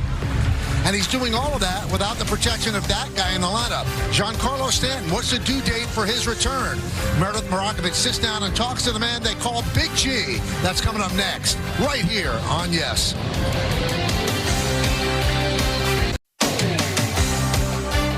Yes, series finale between the Yankees and the Rays is coming your way in just a few minutes. Hey, everyone, I'm Meredith Barakovitz. The Yankees are still without a big bat in their lineup in Giancarlo Stanton. He continues to get closer to a return.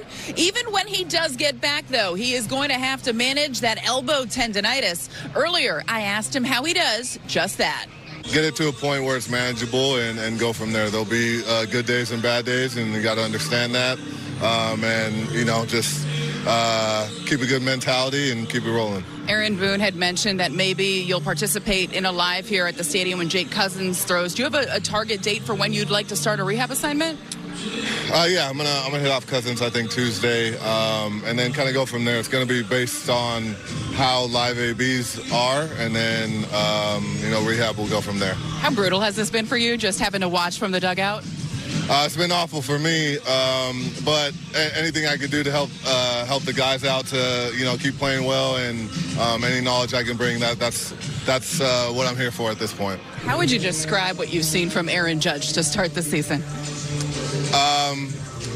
You know, I played MLB The Show, and I don't think I could play as good as he's played now. So it's unreal. It's become almost like everyone just shakes their head, and it's can't miss TV for sure. Aaron Judge is no doubt putting up video game numbers, and Giancarlo Stanton is correct. It is must-see TV. So continue watching Yes to see what Aaron Judge has in store for Rays pitching this afternoon. Yankees Hyundai. Test drive a new Hyundai today, only at your local Hyundai dealer. By Tunnel to Towers. Donate $11 a month to Tunnel to Towers at T2T.org.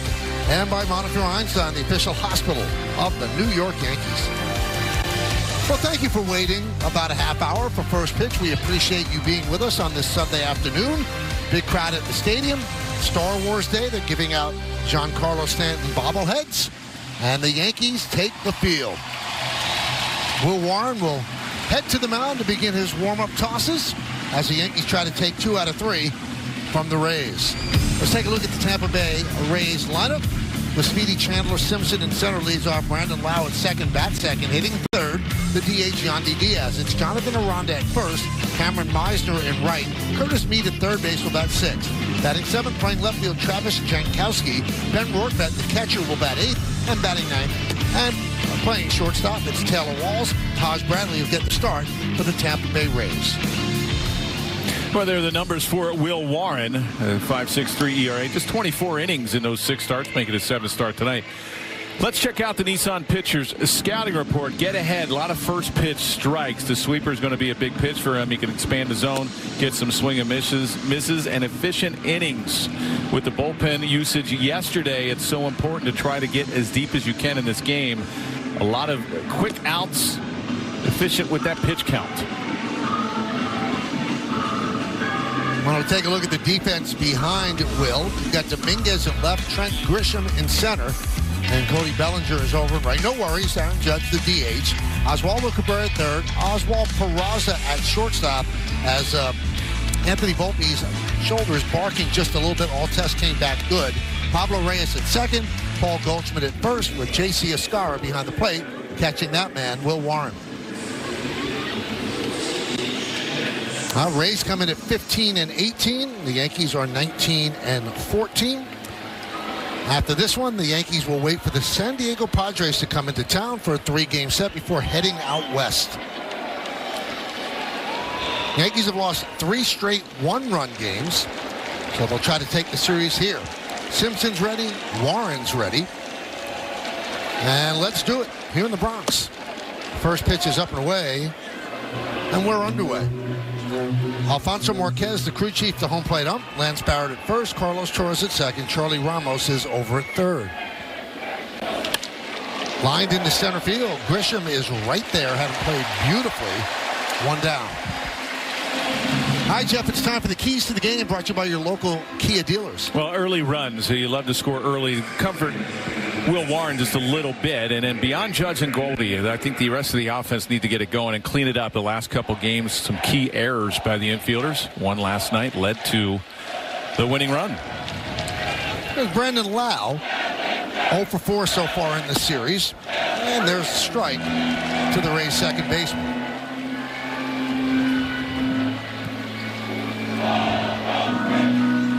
Lau in his last 9 games, 5 hits and 37 at-bats. That's 135. Got the fastball by him, 0-2. Alfonso Marquez, what's he about? He's hitter-friendly, fewer high strikes, fewer inside strikes, and the crew chief in his 27th big league season. That's pretty close to Carlos Torres's scouting report. That arrow all the way down almost. Not good for a pitcher. Game time weather presented by Bigelow, the official hot tea of the Yankees. 67 degrees, chance of rain. Well, it should be raining at some point. Should be fine. Wow. That got me. Swing and a miss on the change.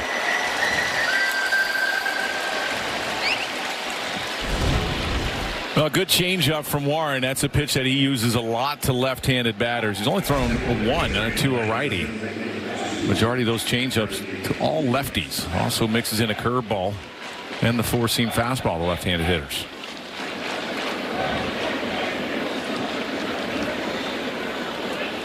Pitch outside. Diaz hitless in 6 at-bats in this series. Dangerous right-handed hitter. And that one is off of Warren, and it caroms into right field. Now you have to hope that Warren's okay as Diaz picks up a single.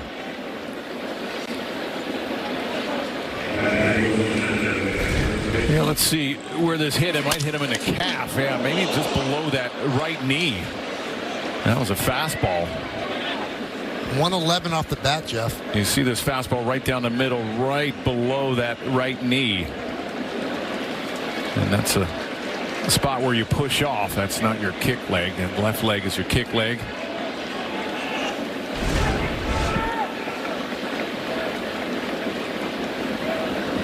They rub some dirt on it. Let's go.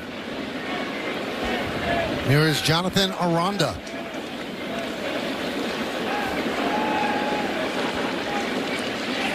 It would be tough, personnel-wise, for the Yankees to have a short outing from a starter today because Yarbrough is unable to go. Right, and you had Hamilton over 30 pitches or about 30 pitches. You had Cruz through 2 innings yesterday, and also Leiter Jr., he was out around the 30-pitch mark as well in that third of an inning that he threw.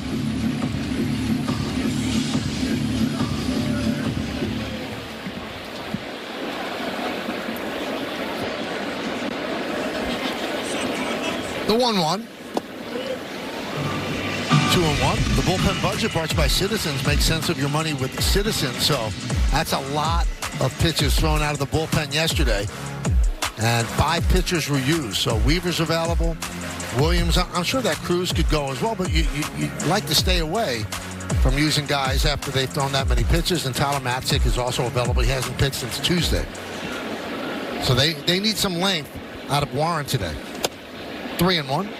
Cruz with 2 innings. They sometimes don't care about the pitches. It's all about the up-downs now is what they call them. You get up and get down. And with Warren, he's a guy that the Yankees don't really allow him to go around the third time in the lineup. He's only pitched the third time in the lineup, 5 plate appearances. There's ball 4 to Aranda. So first and second with 2 men out. Brings up Cameron Meisner. Well, the first pitch was at 2:05, so the official delay because of the rain, 30 minutes. And we'll take that. Thought it might be longer, so that's good news. Warren's last outing against Baltimore, 3 1/3, 4 runs, 2 walks, 5 Ks. The walks have been an issue here for Warren early, almost 5 per 9. Meisner 0 for 7 in the first 2 games. And he takes a breaking ball for a strike, 0-1.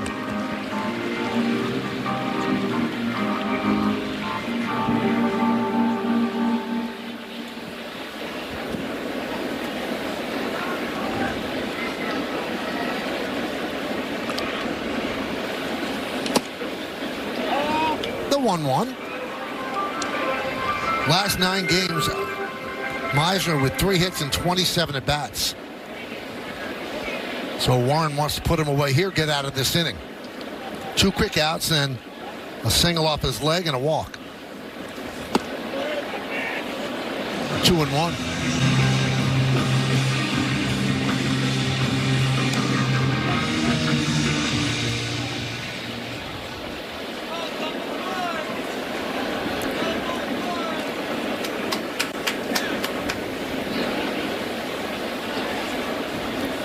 The pitch. Now 2-2.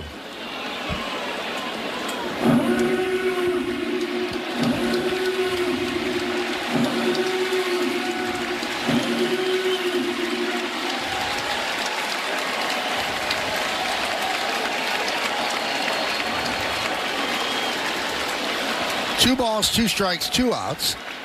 Warren steps off.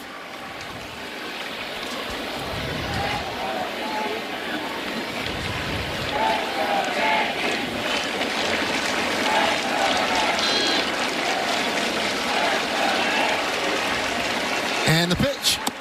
Strike 3. Meisner down looking. No runs a hit. 2 men left. The Yankees coming to bat.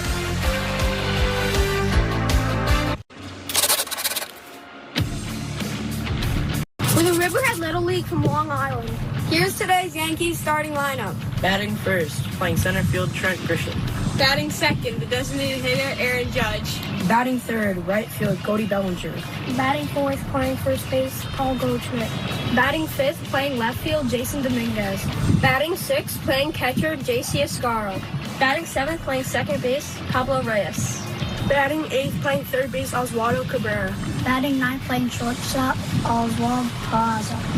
And starting pitchers, Will Warren. Let's do Great job, Riverhead Little League. Kids from various teams, and they kicked off their season yesterday. So the kids from Riverhead, Long Island do a great job. We go to the bottom of the first inning. Tampa Bay leaves 2. Now it's the Yankees' turn against that man, Taj Bradley. Yeah, good numbers for Taj Bradley. You look at the strikeouts. The walks are a little high. Let's check out the Nissan pitcher scan report after the pitch. And there's a strike. Now let's check out the Nissan pitcher scouting report. Fastball command, 97, 98. He's got a good fastball. The walks are high, though, about 4 per 9. He's got a good split. That's his strikeout or swing and miss pitch. His second used pitch by Bradley. And deep outings. He's gotten deep into the game. 5 of the 6 starts. He's gotten into the 6th or deeper.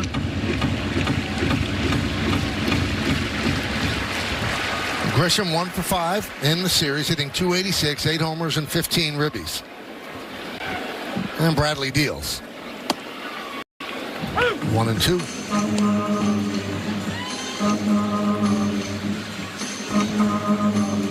And they have everybody dressed up as Star Wars characters on the scoreboard because it's May the 4th. Be with you. Be with you. Yep. And you're not a Star Wars guy. You know what? I can't say I'm not a Star Wars guy. I've never seen it. And you've seen the first one, and then you stop. And that was like when I was young, little. And then that was it. You were never really little, I'm sure. In age. Okay.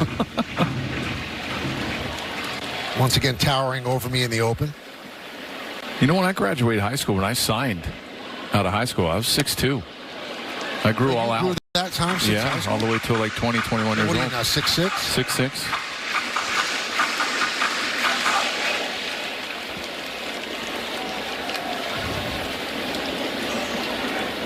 The 2-2.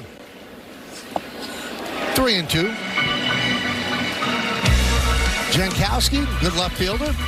Simpson in center, Meisner in right, Meade, Walls, Lau, and Arrondo third to first. Workhead behind the plate. Diaz the DH.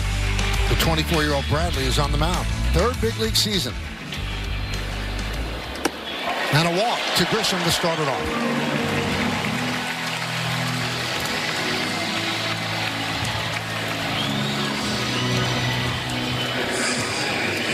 And here's Aaron Judge. 13-game hitting streak, 29-game on-base streak, 17 multi-hit games, 54 hits on the season, passing Jeter, who had 53 in the first 33 games of the season.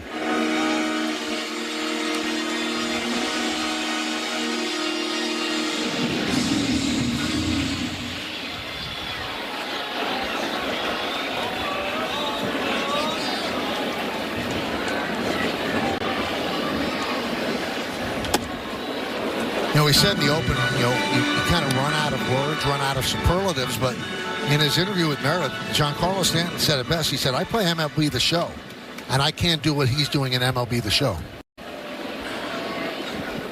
It's like he's got a cheat code to a video game.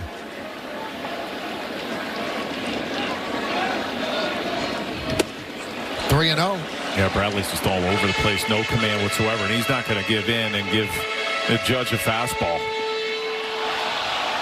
You absolutely have the green light here if you get one right down the middle.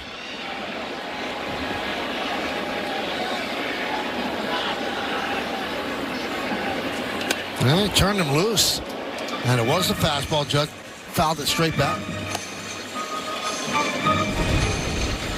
Well, if this is down a little lower, this is in the seats. There you see he just got underneath it.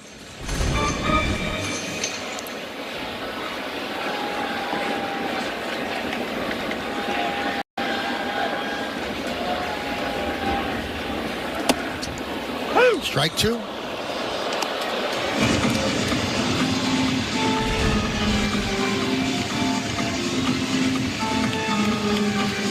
Just clipped the outside corner. So a full count on Judge. Grisham's at first. Judge uses his timeout. April 17th, Bradley faced the Yankees, gave up a season-high 6 runs, 9 hits, and 4 walks in a loss to the Yanks.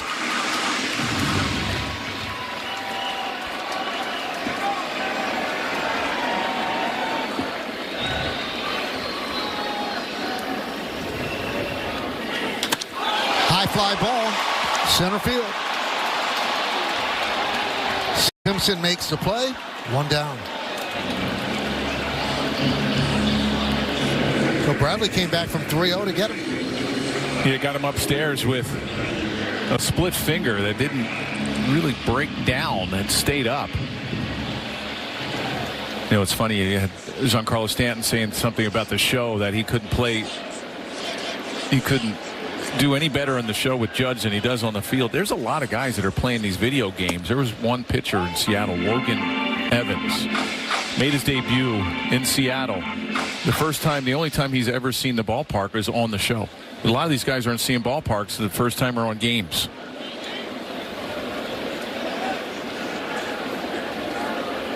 The 1-0. 1-1. They get their scouting report off the video games. Oh, is this how that stadium plays? I don't know if you've ever played it because your children. I haven't, no. But it's so realistic, it's unbelievable. Your kids play? Charlie plays all the time, yeah. Loves it.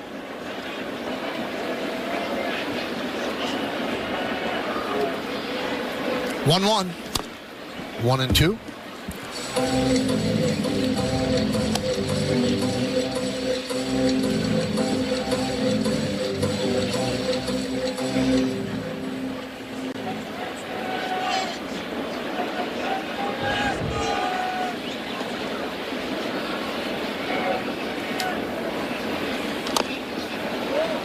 Still 1-2. Wasn't a big video guy. Do you have video guys? Video? I really wasn't. I mean, Atari. I had Pong. Pong with Atari. Yeah. Space Invaders. They're much more sophisticated now. 1-2. Popped up. Shallow left center. Jankowski makes the play. 2 down.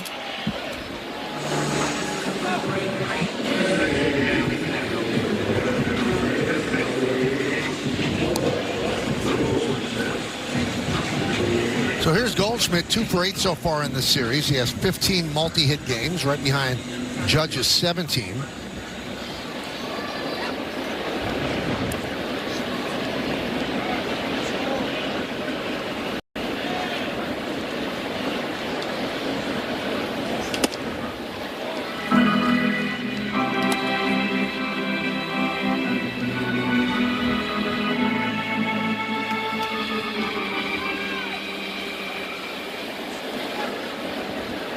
Aranda holds on Grisham at first.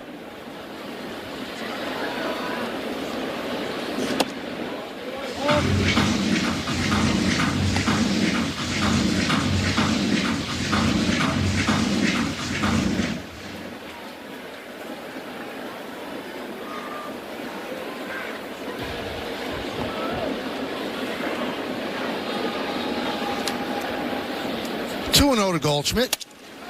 Off the end of the bat, a ground ball to Lau, steps on the bag, and that'll do it.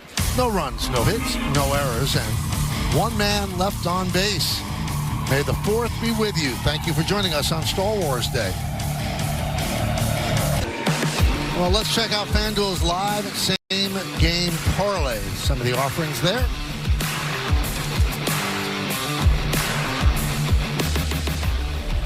We go to the 2nd inning. And the pitch to Meade is a strike. Meade 2 hits and 6 at-bats in this series.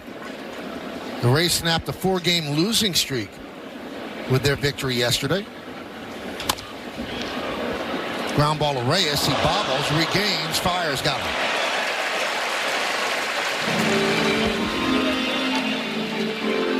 Well, good 2-seamer from Warren. This is just taking your eye off of it. It hits you right in the palm. You think a little cherry hop. He recovers.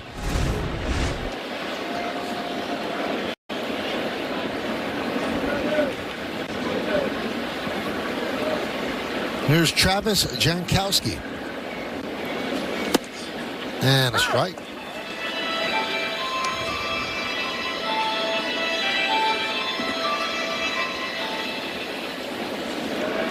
Jankowski signed a minor league deal with the White Sox in March, then traded to the Rays last week.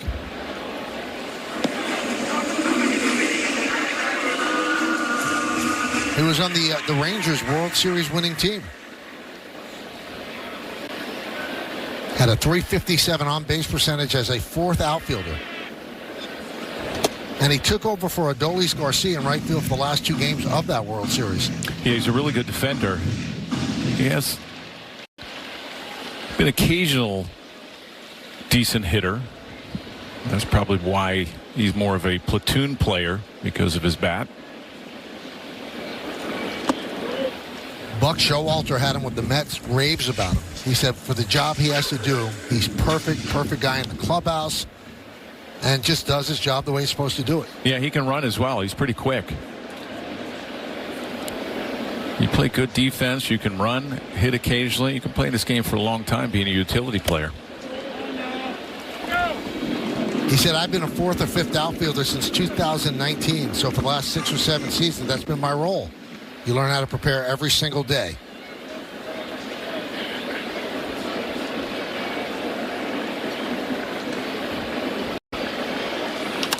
And I guess part of it, Jeff, is the acceptance. If you're a guy on the bench that, you think you should be playing every day, you're not going to be as amenable to, not playing. So if you know what your role is, you're cool. Right, exactly. The time that he was with the Rangers, I think in the beginning of the year, the first couple months, he was hitting well over 300. He was having a really good start to the season. That was a base hit through the left side, so Jankowski picks up a single. That's what I think always made your championship Yankee teams what they were. Because the guys on the bench accepted they were all Tim Raines, Strawberry, Homer Bush. Well, you have managers and coaching staffs that are real good communicators, and they communicate that right away. Say, this is what your role is, and what it's going to be during the regular season. Joe Torre did that immediately. When Tim Raines was there, and then you mentioned Strawberry. Strawberry even says it in interviews about the years that he was with the Yankees during the World Championship years, that he knew his role as a bench player, and when he got his chance to play, you got to figure it out, and how to stay hot, get into a rhythm. Those guys were used to playing pretty much in their early career every day. Another guy, the dad of the right fielder, Clay Bellinger, knew his role. Won 2 World Series. 2-0.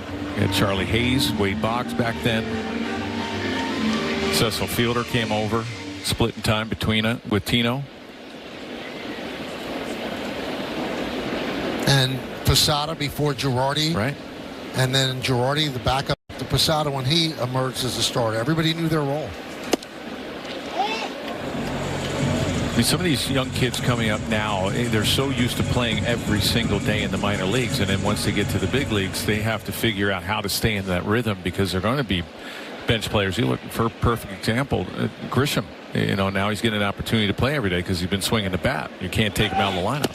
Going on 3-0. And he steals the base, so Jankowski with a stolen base on a 3-0 pitch. Well, he can run, and you see the jump, and you got to pay attention to the runners just a little bit. You got to be able to control the running game, and the Rays are run a little bit here in this 3-game series, and most of it is all off the pitchers. You can't blame the catchers. You've got to give them a chance to be able to make a throw and catch a guy at second. Work bet, works a walk, came in 3 for 35. I often wonder about the wisdom, Jeff, of running on 3-0. It's not going to, in all likelihood, it's not going to be a breaking ball. It's going to be a fastball. So, and we saw Jazz Chisholm try to do it a couple of games ago. I don't get it. Yeah, I don't either, because you risk getting thrown out, and you've seen a lot of times when they do throw somebody out, that that next pitch you're working a walk instead of having first and second. There's a guy on first. It worked out because he got it, and Workman did follow with the walk. So first and second with 1 man out, and here is Taylor Walls.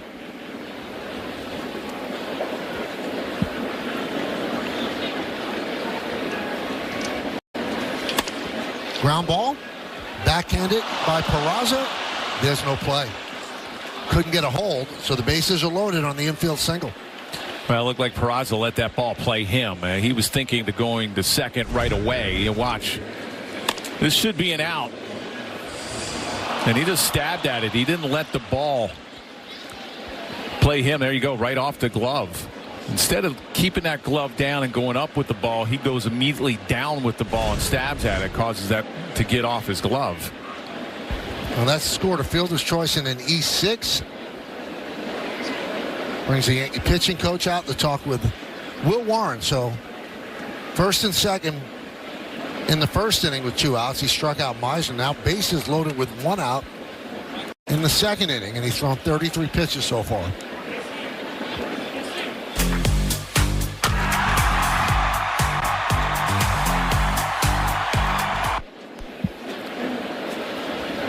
So here is Chandler Simpson, very tough guy to double up, considered the best or the fastest man in baseball. Yankees play back for the double play.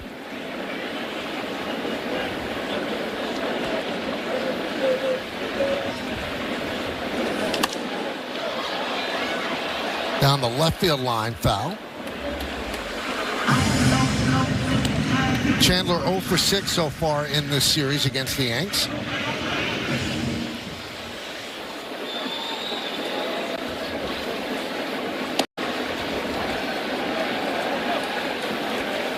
Pinch ran yesterday, stole 2 bases, and scored a run.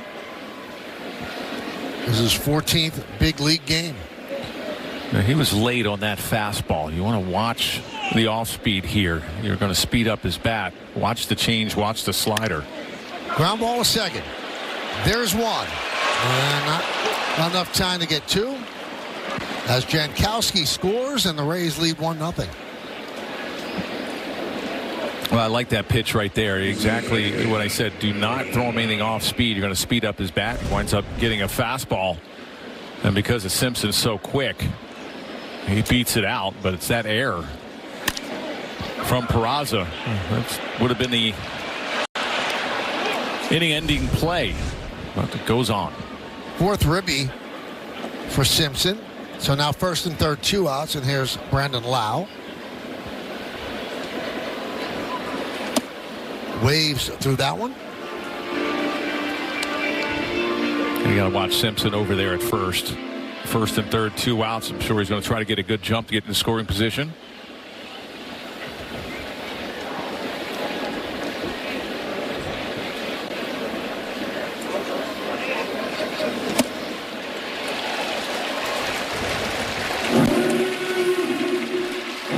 You know, a few ways you can control the running game. Now with the disengagements, you only get 2. That third time you got to go over. You got to alter your delivery. Use that time clock. Alter it. Don't go the same time. The runners will start picking up a pattern. Also, try to slide step. Don't have that quick or high leg kick. Warren has a quick move to the plate. Plus, when you're throwing a lot of fastballs, you give maybe Ascar a chance to throw out Simpson.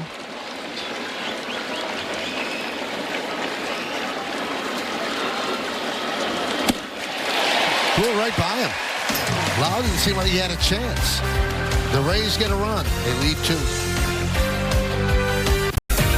It's time for Pinstripe Pride, brought to you by Toyota, the official hybrid vehicles of the Yankees. Today's picture is of Jarve and Nicole, who came all the way from Australia to attend Game 4 of last year's World Series here at the stadium. And it is also Jarve's birthday today, so happy birthday to Jarve. Use the hashtag Toyota Pinstripe Pride. Mention yes in pictures you post to social media to reflect your love for the Bronx Bombers. We might spotlight you in a future game. Jason Dominguez leads off against Bradley. It's 1-0 Tampa Bay, and Dominguez takes a strike.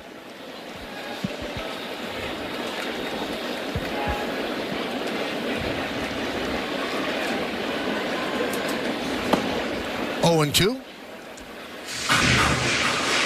That picture we just showed, Jarve watches every game in Australia. Does he? What time it is. Everyone. There's a lot of, I mean, there's Yankee fans everywhere. I've noticed with these fantasy camps, you get a lot of them from Japan, a lot of them from Australia. They'll come in just to put on the pinstripes. Now, in those fantasy camps, do you throw that filthy slider or you just... No, not anymore. I had shoulder surgery in January because of those fantasy camps. Really? Oh, they blew me out. Michael, he is tough on the campers, though. I'm sure you expected that, but very tough on the campers. Tough, like verbally, or does he... No, he likes to make it an authentic experience. Yes, if he could verbally, If he definitely. could still throw that slider, I'm sure he would. He does not take it easy on them at all. Saturday, you have the whole week, and then the Saturday is the day that you play against the campers. And we want it to go as quick as possible. So you kind of let it go. Right. And try to... sometimes you have 8 to 12 teams. You're there all day on Saturday. You want to limit the amount of time that they're on base, or if at all. No, I can't even throw fastballs. Oh, yeah. And sliders. I'll snap some off. I'll break up some adhesions in that elbow. 3-2 on Dominguez.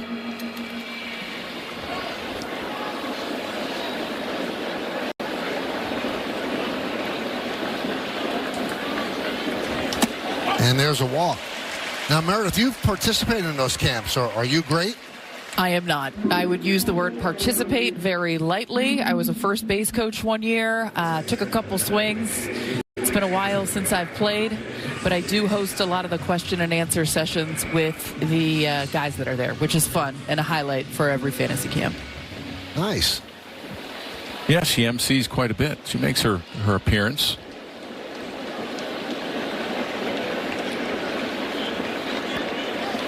Fantasy campers can't wait to see Meredith. They love when she's there. She's a big favorite. Yes. J.C. Escar at the plate. 0-1.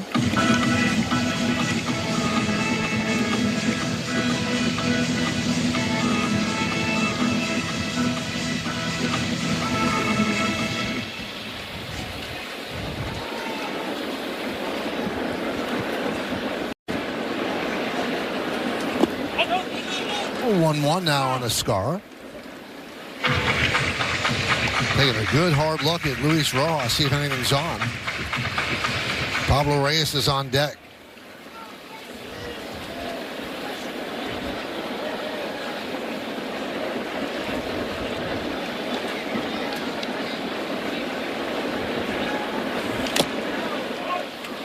One and two. Yankees had their welcome home dinner last night, and Escar got big cheers from the crowd. You know, just the storybook nature of his whole career arc, and independent leagues, going at it, keeping trying to realize the dream, driving an Uber to support himself, and here he is. How was it? You have a good time? It was really nice. It was very well done.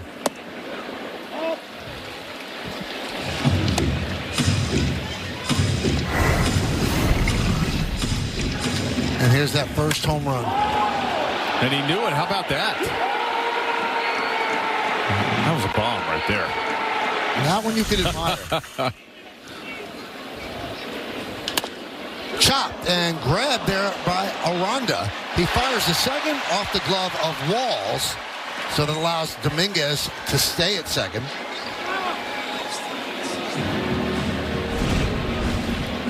Well, outstanding play right here by Aranda. He got up. Once he tags the bag, Dominguez has to be tagged out. And Walls just couldn't handle the hop. And you wonder if Dominguez knew that. He didn't even slide. Yeah, I was wondering why he didn't slide. Here's Reyes.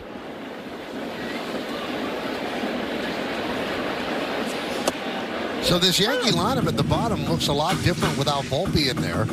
Volpe underwent an MRI and an X-ray yesterday. All the results came back clean, but his shoulder after that diving attempt yesterday is still barking, so they want to give him a day off. I'm a little surprised they don't have Bebas in there, the left-hander against righty. Oh, you'd like to get to Bradley that first time around the lineup, a 319 average against, and then he settles in. 188 that second time and 229 the third time around.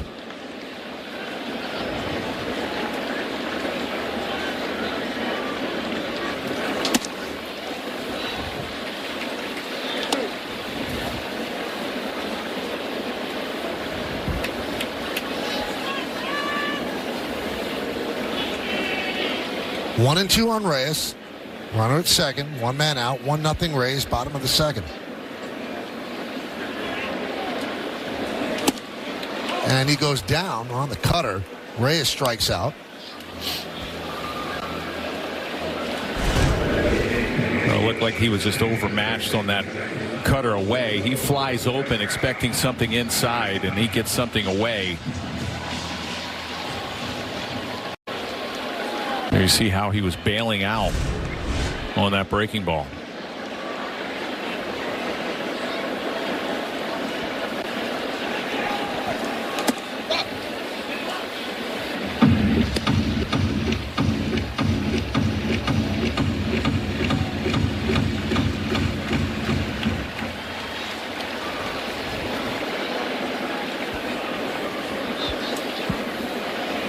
On Oswaldo Cabrera. He has 8 runs batted in. Grounded. Right side. Backhanded by Lau. And that'll do it. So he works around the leadoff walk. Yankees strand one will go to the third. MLB is partnering with Crisis Text Line to increase mental health awareness. Free, 24/7, confidential support in English and Spanish. Text MLB to 741-741. Diaz takes outside as we start the third inning. First pitch of the game delayed by 30 minutes because of rain. Grounds crew did a great job getting the tarp off quickly and getting the game going. Grounded to Peraza. One away.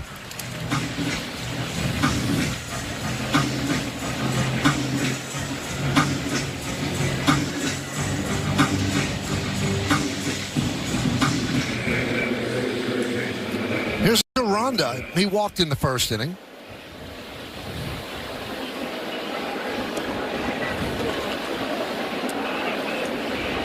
Aranda beat the Yankees on April 19th in a walk-off home run. That's the game where the Yankees had the 4-run lead in the 9th.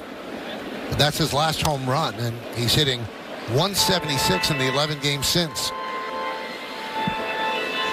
You know, watch Warren's motion.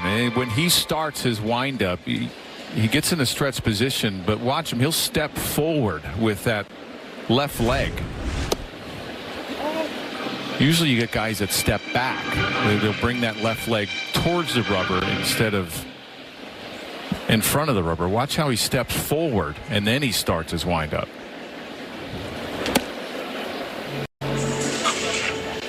Usually guys will go towards the rubber because you want balance over the rubber to be able to stay back.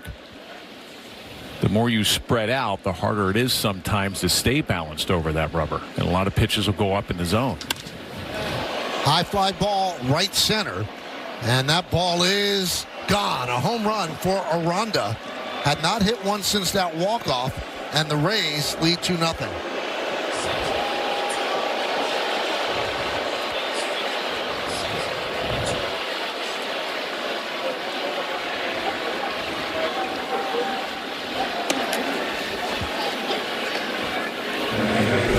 A fastball upstairs. There you see a four-seam fastball.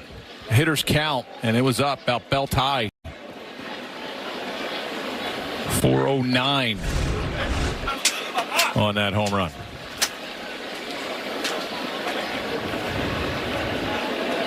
Meisner fouls it back.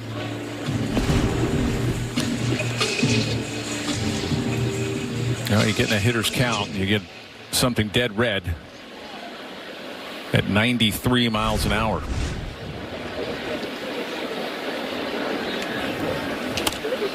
Right in on the hands and fouled away. 0-2 on Meisner.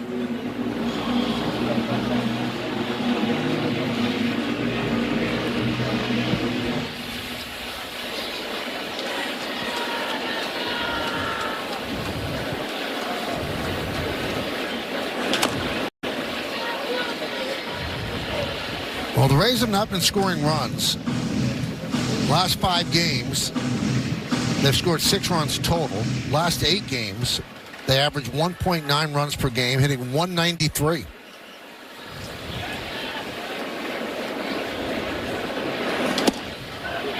That one just missed.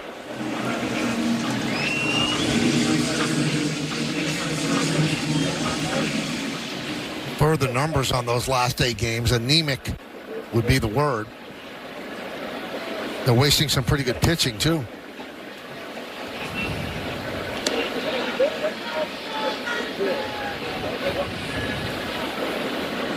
$15-18 on the season. This is Garrett Cole. He was at the welcome home dinner last night. Strike 3. Meisner down looking. And one thing about Cole, I mean, if you're a baseball fan, you have to love watching him pitch. I miss seeing him pitch. I think everybody's, yes. He's probably hating life on the IL. I've never had an injury like that, and I can't imagine what the rehab process is. It's just not fun being on the IL. Before they had such great training staff and medical staff here at Yankee Stadium, they used to ship you out to Tampa. Mr. Steinbrenner always thought, hey, I'm going to take these guys and you're going to go to Tampa, get away from the team. He thought that might get you to heal quicker. I guess there was that drive to get back to the team. Well, it's not fun. I mean, you're seeing the team on TV when you're down in Tampa and you're rehabbing, and you want to be there. You want to be a part. And I'm sure Garrett Cole feels the same way. Even last year, he's your second pitching coach in a lot of ways. You see a lot of guys go up to him, and he'll go up to some of the starters and try to help them out through the game as far as pitch selection.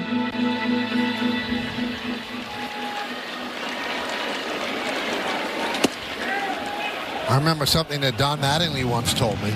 He said, when you're injured, you're a non-person. Right. He said, there's no way you could lead, nothing like that. He says, if you can't play on the field, it's hard for people to hear you.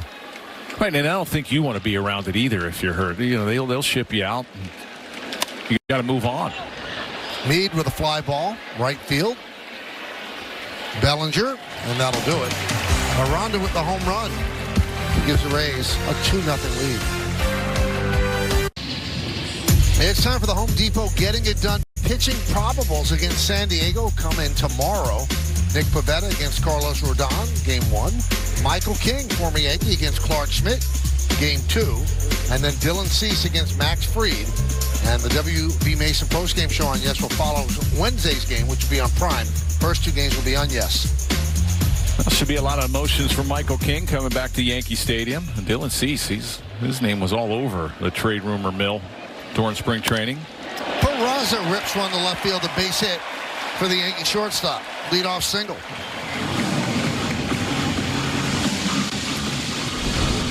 Now, first pitch fastball, an inner half. Get aggressive on it. You have to be. Not a whole lot of offense in this series against Tampa. You got to make some things happen on the base pass as well. Peraza can run. Trent Grisham, he walked in the first inning. That one is ripped to right field. It's going to be a base hit in front of Meisner. Good base running there by Peraza. Played it halfway and was able to get to second on the single. Now that second time around, he gets a cutter. Really didn't do anything. Cutter's to lefty. He's supposed to be inside. That stayed out over the middle of the plate. You see that cutter right down the middle of the plate. Nice job. Kyle Snyder, the pitching coach, out in the talk with Bradley. I would say without any unofficial stats in front of him, or any official stats in front of me, he goes to the mound more than any pitching coach in baseball. Tampa Bay is one of the biggest analytical teams. Yep. They always have to go out and say, okay, this is how we're going to face them. I don't know if a pitcher has an idea, if Bradley out there knows how to face Judge, how to go about him, or they're going to go out in a situation like this and say, hey, this is how we're going to attack him. Aaron Boone was asked today, why do you think that Judge is not receiving the Barry Bonds treatment, being intentionally walked all the time? And Boone said it's a different game now than when Bonds played. He said people don't want to just put people on base. He said he's been intentionally walked a couple of times, but he said it's just not going to be as much as it was when Bonds played. This is certainly not a situation for that. 1-0. I mean, when you get late in the ball game and you're up by a couple runs or a run, I'd put them on every time. So it's those guys in front and behind Judge are going to have to get it done.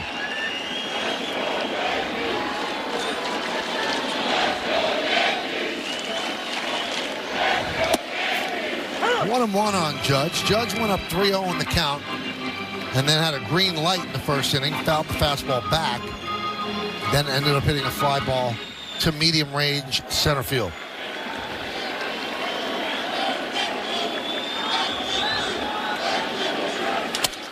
Ground ball short. There's one. And there's two. A 6-4-3 double play as Peraza moves to third. A broken bat. Ground ball.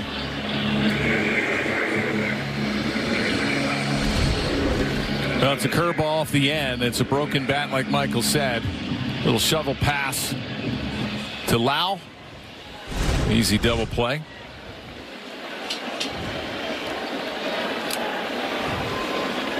Here's Bellinger, runner at third. 2-0 Rays, bottom of the third. And a strike.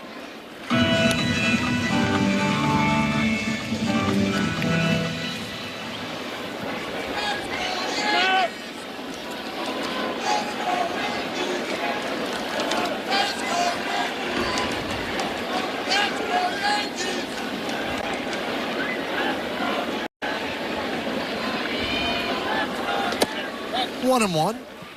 Bellinger with a fly ball to left in the first inning. He's 1 for 9 in the series.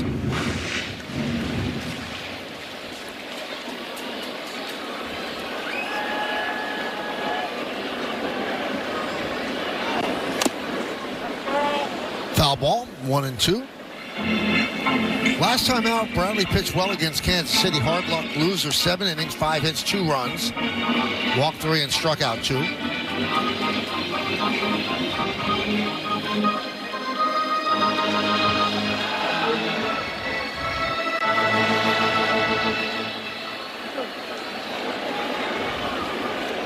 Peraza dancing off third, big lead.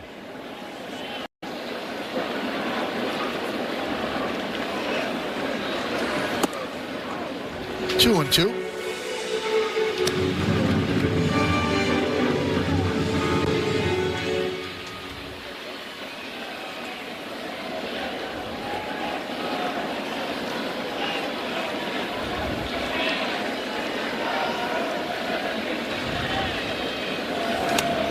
Fouled it straight back. 97 miles an hour. After a fastball upstairs, sometimes Bradley will go with that split down and away.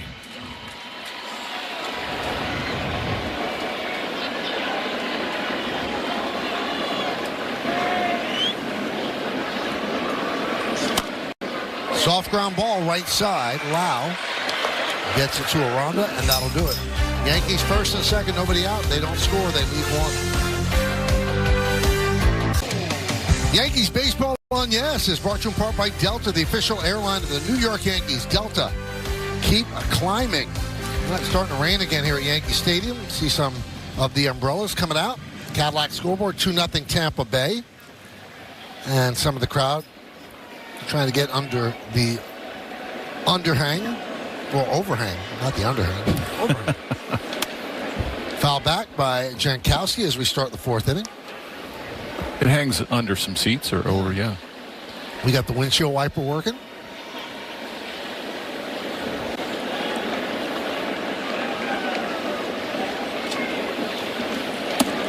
And a strike, 0-2. Were you bothered playing in rain? No, I didn't mind it. It actually sometimes gave you a better grip on the baseball, especially when it got hotter. Up the middle and past a diving Peraza into center field. Second hit for Jankowski. Hey, Warren got ahead of him 0-2. That was a changeup right down the middle of the plate. It was supposed to be away. You see where Escara was setting up. He wanted that out of the zone. That's too good a pitch, 0-2. Yeah, when the baseballs they get rubbed up sometimes. There's so much mud on them that, you know, when it's colder and it's rain, it's a little tougher to get a grip. But when it's humid and the weather's nice, runner goes, ball fouled away. It sometimes gives you a better grip when the baseball is just a little bit damp. And you could tell, Jeff, watching these 3 games, their game plan was to run. They didn't have an opportunity on Friday because they only had 1 hit. But they stole 6 bases yesterday. They've already stolen a base today, and they're trying for another one.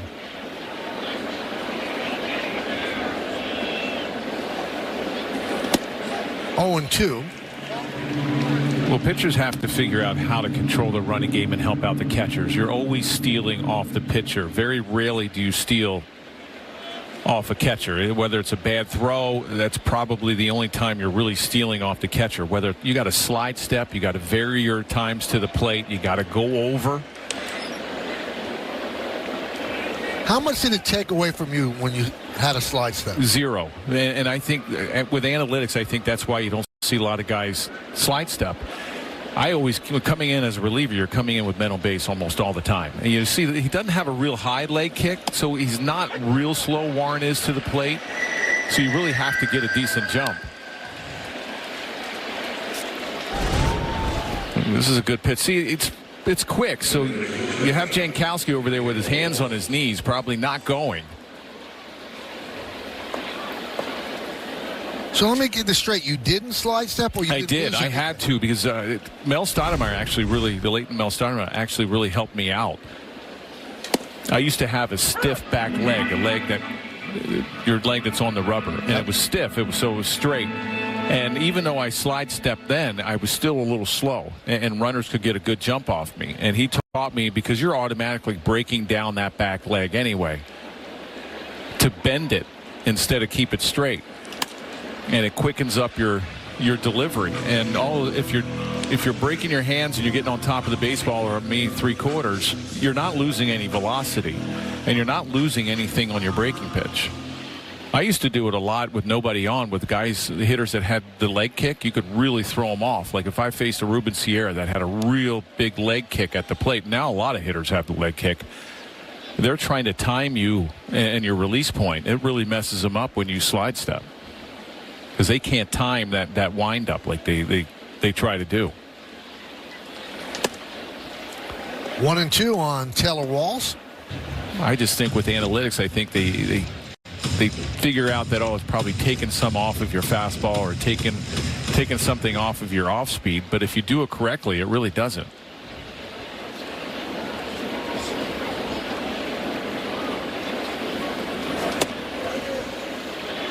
Coney said he would get aggravated with guys up there. Just steal so I can pitch. Well, I mean, if you have David Cohn's stuff, I mean, even with Pedro Martinez with the Red Sox, he didn't care. He says, go ahead, you want to steal, I'm going to get the hitter out. I can't worry about you. You're not going anywhere if I get the guys out at the plate. And same with Cohn. Cohn had great stuff. I mean, nowadays you're seeing a lot of guys take that stolen base, and they're scoring on it because pitchers can't put guys away.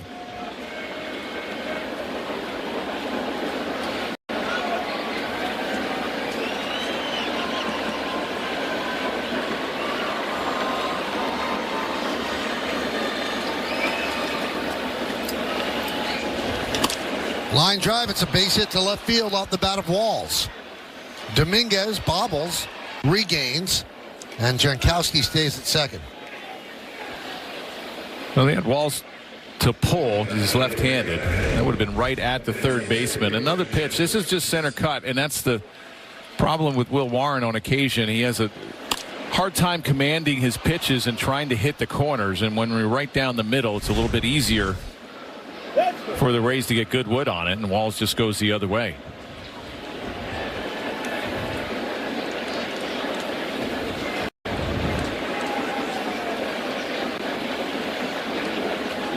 Here's Simpson. Shows bunt, takes outside.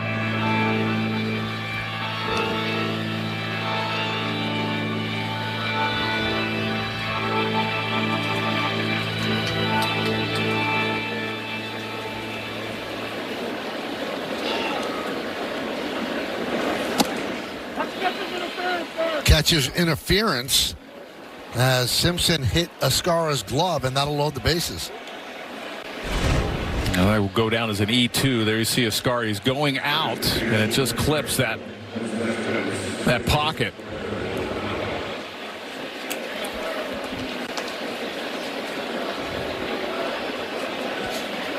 With catchers being so close to the hitter, they're always trying to steal strikes. They start with that glove and they'll frame a pitch. They'll go down and then bring it back up. And when they bring it back up, they go out and they get really close to the hitter. Catchers never used to be that close to the plate. Ground ball and through for a base hit for Lau. Jankowski scores. Wall scores. It's a 2-run single for Lau, and the Rays lead 4-0.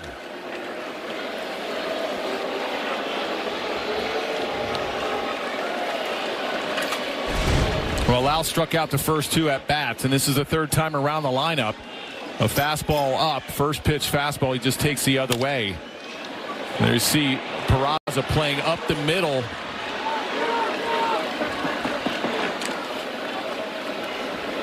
No stride, real short swing going the other way.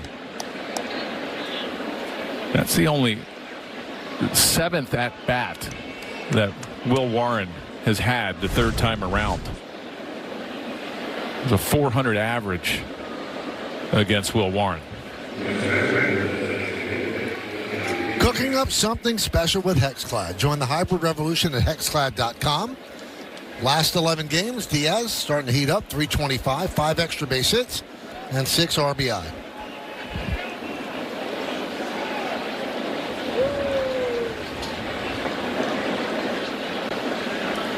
No one up in the Yankee bullpen. We told you early the bullpen's somewhat sapped right now. And when you use your long man, Ryan Yarbrough, that kind of limits your options.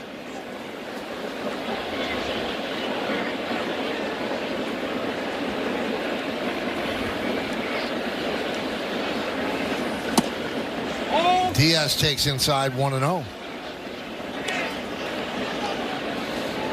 Well, for a young pitcher like Will Warren and not a whole lot of experience, this is actually a good thing that you can really learn from to try to get yourself out of a jam, make some pitches.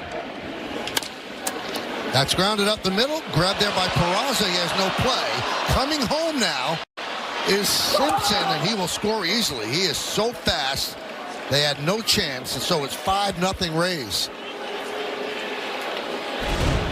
Well, it's a heck of a stop by Peraza going up the middle.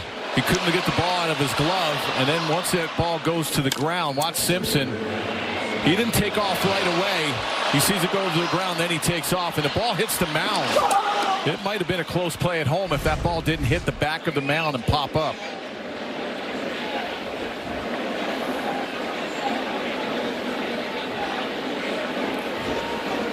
Be interesting to see if they give him an RBI on that. And they did. Pitch to Aranda is a strike. He's walked and hit a home run. So 5-0 Rays.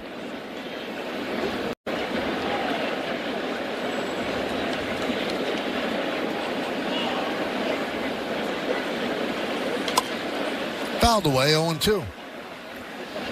Check out the Audi Electric Moment. Experience a fully electric Audi vehicle at your local Tri-State Audi dealer today.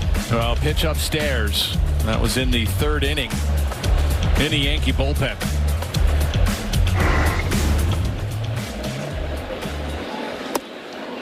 One and two.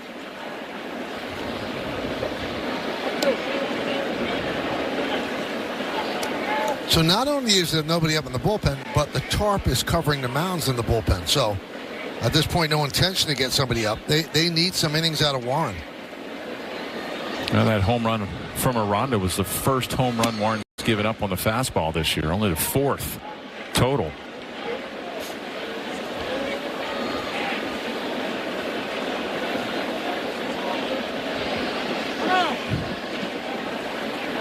Aranda calls time.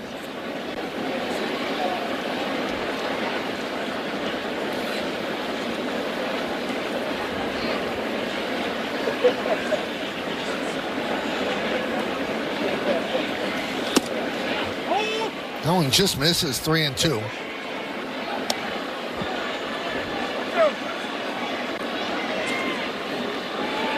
Well, Ronda on deck. Sorry, Ronda's going to look dead red.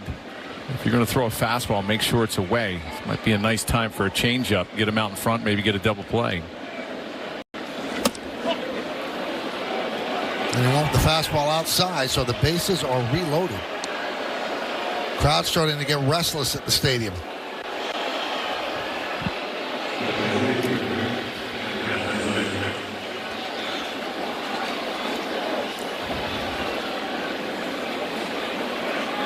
Now somebody's out taking the tarp off the mound in the bullpen.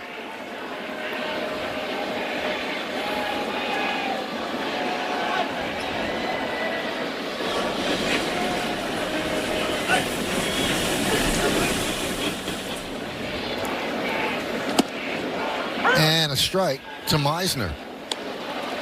Meisner, the 8th batter to come to the plate. Talamatzik will begin to heat up.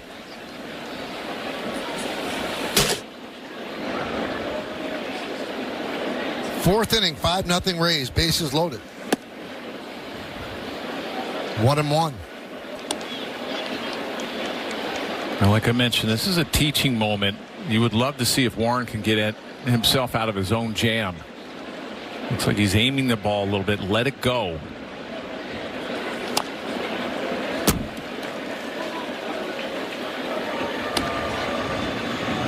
Yeah, 81 pitches. 91 has been his high this year.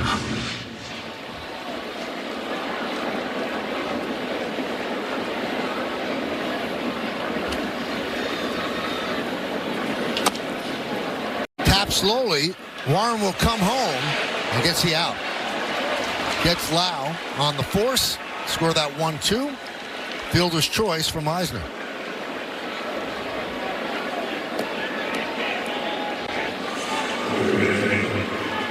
So the bases remain loaded, 2 outs. Well, good play here and good instinct to going home and get that lead runner. And that'll bring up Meade.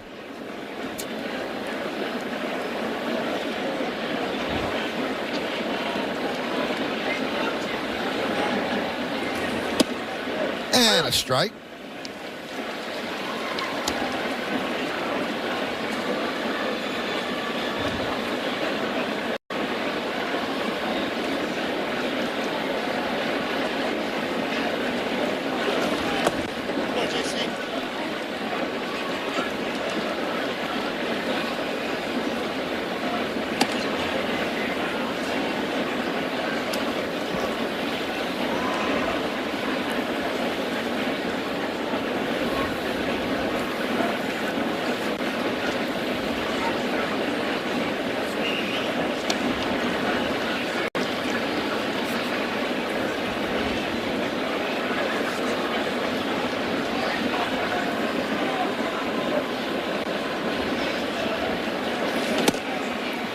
One and 2. Meisner, or should I say Meade, 0 for 2. Ground ball to second and fly ball to right.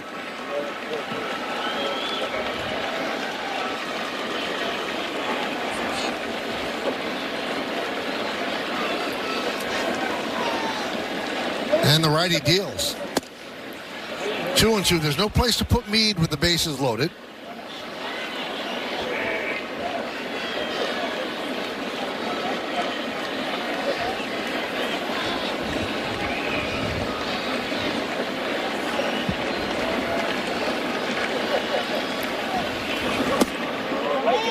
Just missed with the sweeper. 3-2. So the runners will go 3-2, 2 outs. The one thing I like to see Warren do on occasion is come inside to a righty, and it opens up. You'll probably get a swing and miss. That was a good sweeper down and away that you should have gotten a swing and miss. But if you're not coming inside, that hitter sees it so much better when everything is away. Strike 3, big strikeout. As he avoids further trouble. Rays score 3, they lead 3. 5-0 Tampa Bay. Leaders brought to you by your local Tri-State Genesis retailers. Most multi-hit games in the majors this year. Aaron Judge 17, Paul Goldschmidt 15, and Pete Alonso 14. Those help the batting average, though, multi-hit games. Here's Goldschmidt to lead off. Bottom of the 4th inning, he takes a strike. 5-0 Tampa Bay on a rainy Sunday in New York. Top three, little New York state of mind right there.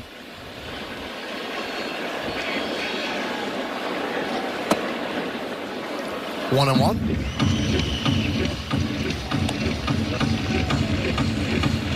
So you missed the two hits.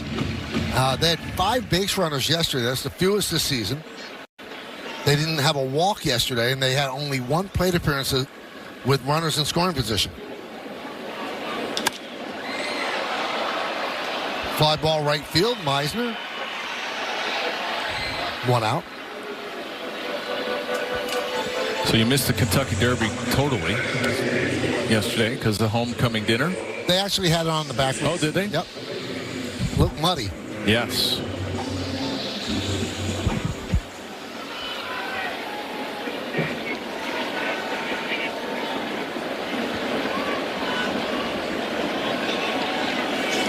Dominguez swings through the fastball. He walked in the second inning.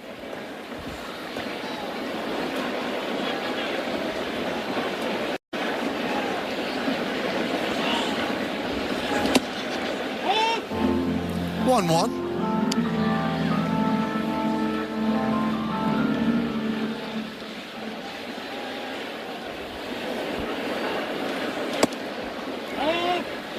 Spins out of the way of that one. 2-1. Time for the poncho.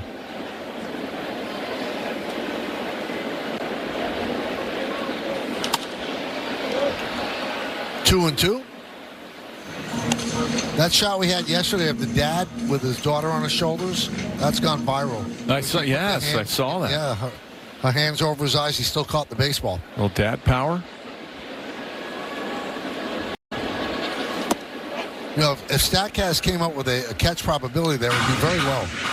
It's hard to catch when you can't see. Yeah, next to 0 maybe. Luckily, it was at his chest and not anywhere else.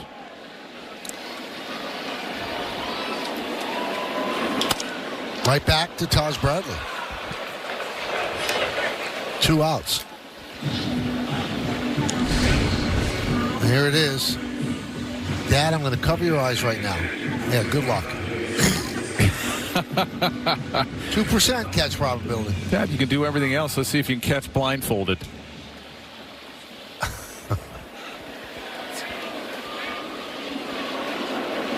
And then he gave it to him.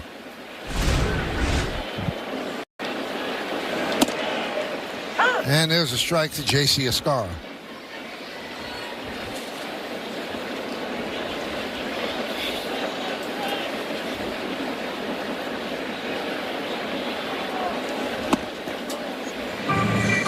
One and one.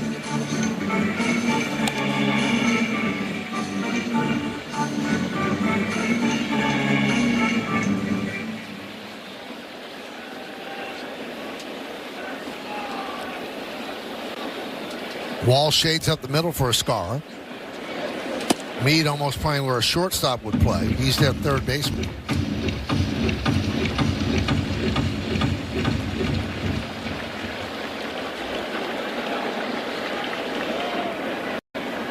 The 2-1. 2-2. We're in the bottom of the 4th inning. 5-0 Rays. Rubber game of this 3-game set.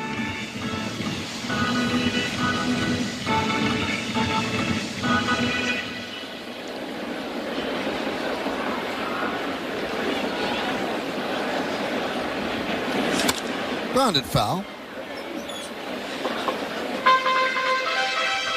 Along with Jeff Nelson and Meredith Marakovitz, I'm Michael Kay. We thank you for spending part of your Sunday afternoon with us.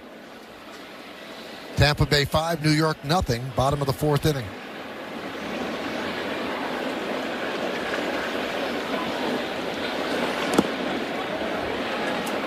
Three and 2 on Escara. Yankees trying for the 2nd straight game to pick up their 20th win. They're 19-14. Still lead the American League East.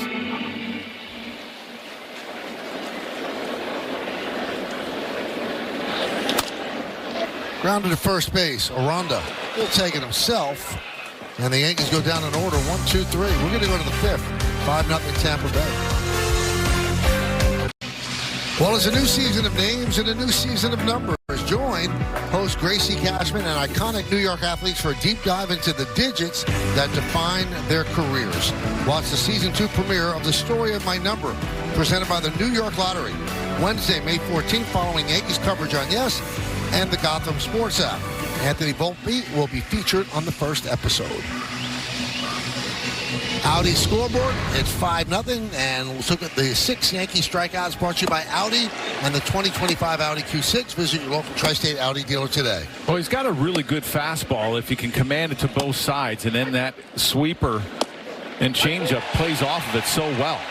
And that was a really nice pitch there to end the 4th. The strikeout on Meade.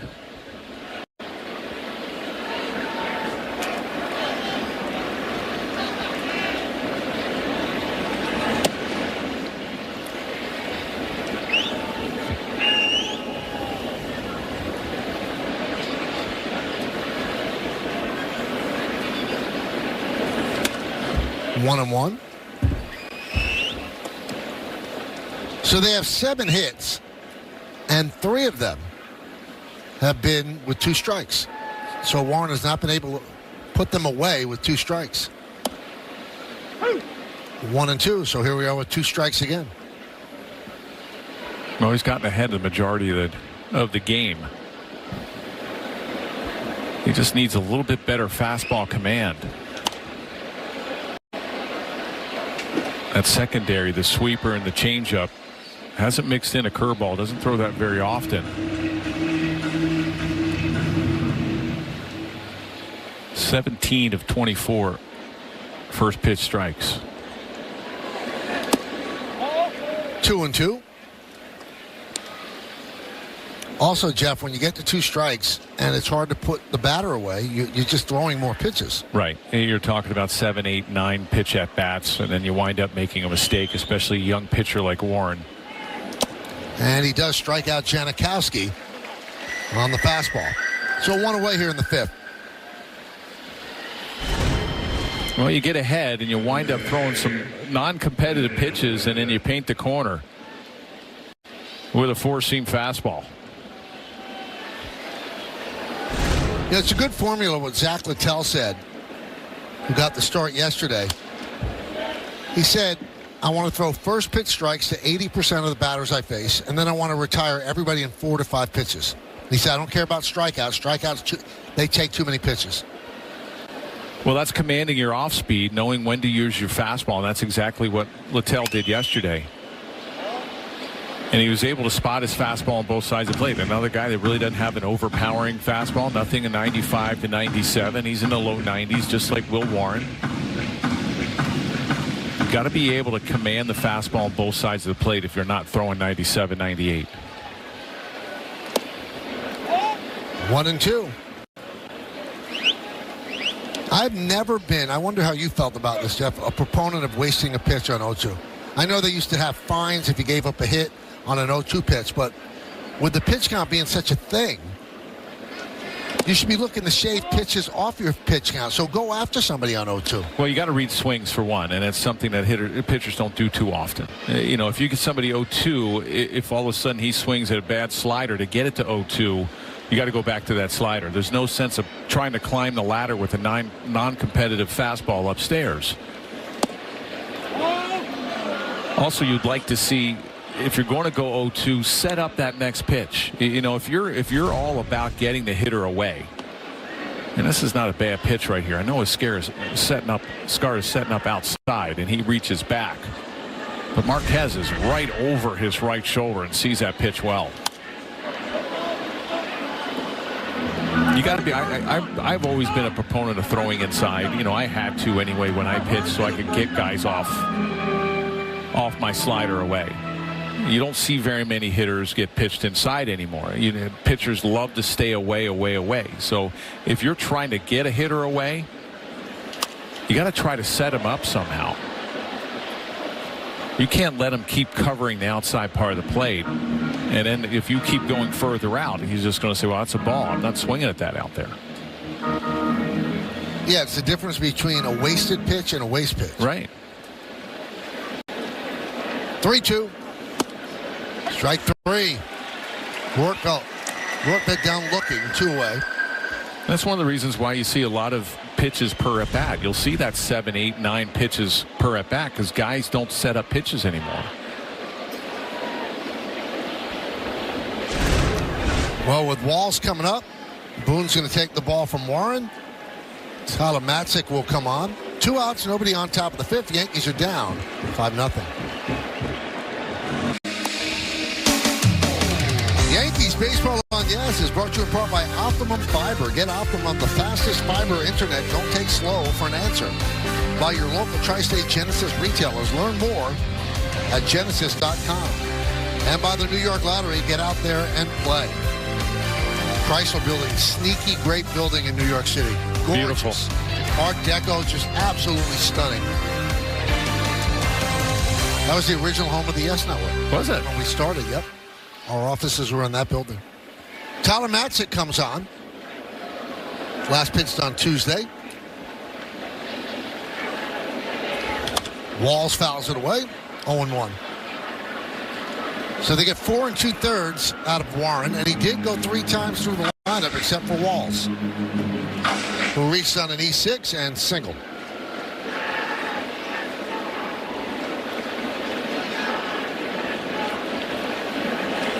So not exactly the length that they would have dreamed of, but he didn't get knocked out early. Essentially pitches 5 innings, and now the bullpen will have to cover 13 outs. Well, career high 8 strikeouts. You like that. You like how he finished, but 102 pitches in 4 2/3.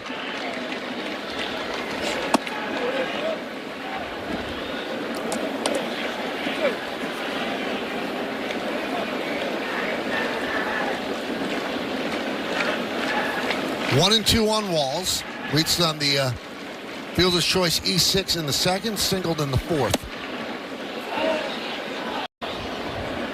2 and 2.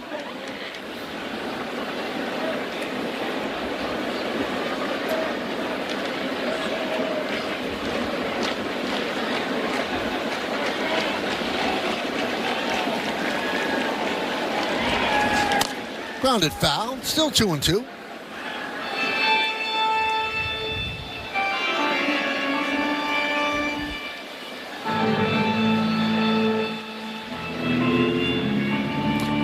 Warren, more experience, you'll understand. You see Garrett Cole over there talking to him a little bit. I don't understand how to command the fastball a little bit. Deep drive, left field. Dominguez back. He's on the track. They can't make the play. Ball bounds onto the warning track, and Walls picks up a double.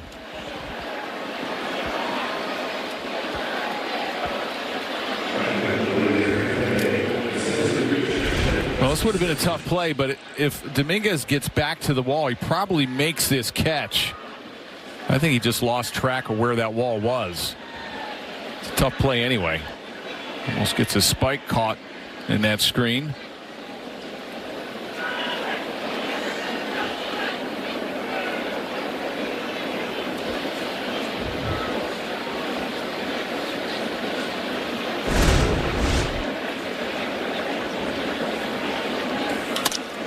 Ground ball, going to be a tough play. Peraza field, fires, not in time. Simpson just outran the baseball. Well, there's really nothing you could do if you're Peraza. This wasn't hit very hard, and you have to go into the second base hole. And Simpson just beats this out. You really can't charge it because of where you're playing a shortstop. You have to stay on that shortstop side of the base. You can't cheat. And he just beats it.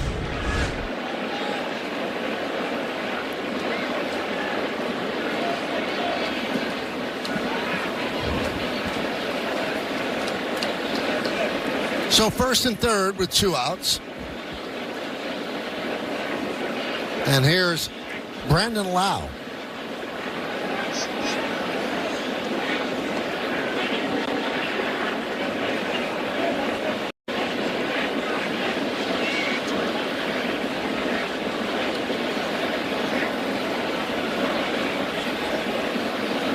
And they haven't picked off. Now they'll throw to 3rd, and diving back was Walls. They knew they couldn't get Simpson.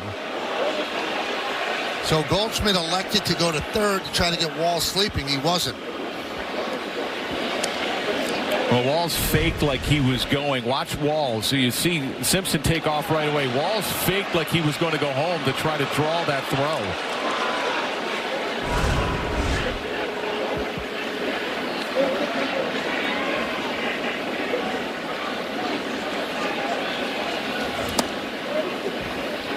Coors Light beating the pressure, and it's about Chandler Simpson. 14 games in the big leagues, 6 of 7 stolen bases, 8 runs scored, so he's made his impact felt. Tell you one thing, it's the 5th inning. This has not been a clean game by the Yankees, kind of sloppy defensively. Plays they should have made. Some were scored errors, some were not. Hard to win games that way.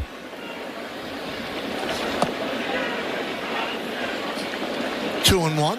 Well, one of the keys, clean it up. They haven't been able to clean it up in this game. There you see the errors. Two big errors.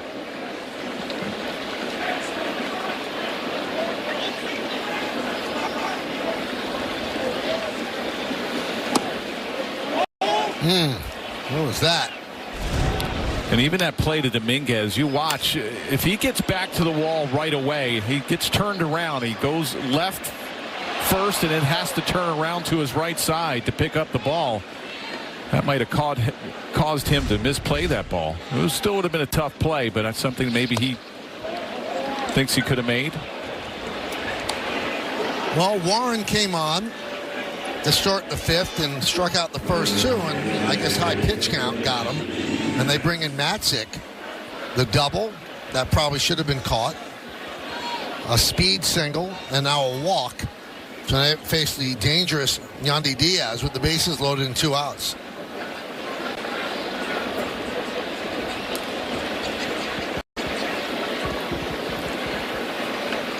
And the 102 pitch count for Warren, that's a career high. Yeah, that's a lot of pitches for 4 2/3. Like we mentioned, he got ahead. He just wasn't able to finish hitters off. You saw 0-2, 1-2. Next thing you know, 3-2, a lot of foul balls. Line drive, right field. Bellinger's there to retire Diaz. And the Rays leave the bases loaded. We're halfway through. Time for today's injury report, brought to you by Montefiore Einstein, the official hospital of the Yankees. Anthony Volpe gave everybody a scare yesterday on the dive into the hole at shortstop. MRI and X-rays negative, currently listed as day-to-day, not in today's starting lineup. He has a sore left shoulder. Pablo Reyes takes a strike from Taj Bradley as we start the bottom of the 5th inning. And Michael, just a little concerning with Anthony Volpe. Not only is he not in the lineup, but after the game, he talked about feeling a pop in his shoulder. He's never had shoulder issues in the past.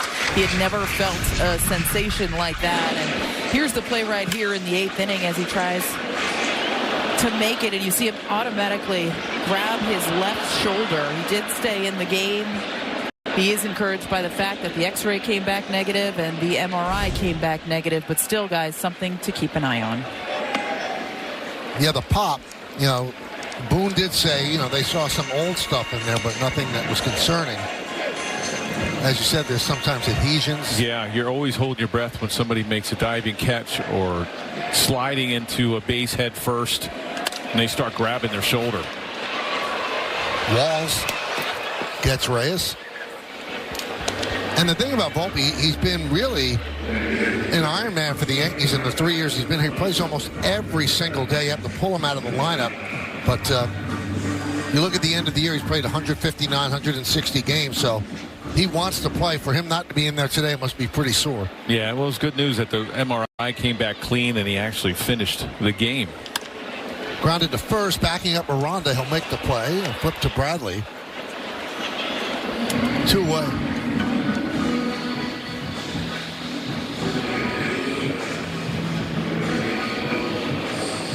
Here's Oswald Peraza.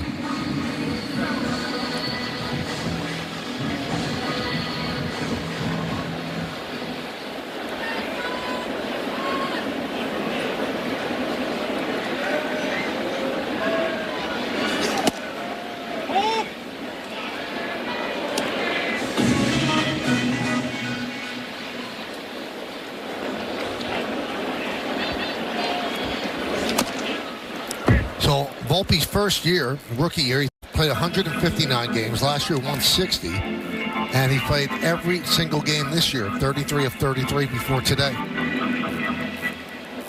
Well, hopefully he's back in there tomorrow night against the Padres. Fly ball left field, Jankowski. And the Yankees go down in order. It's an official game here at the stadium. Yankees trail 5-0 after 5.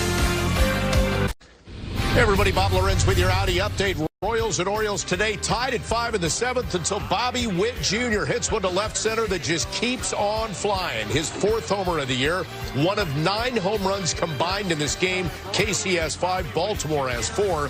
KC trying to take 2 of 3 in the series. They lead 7-5 in the 7th. Fellas?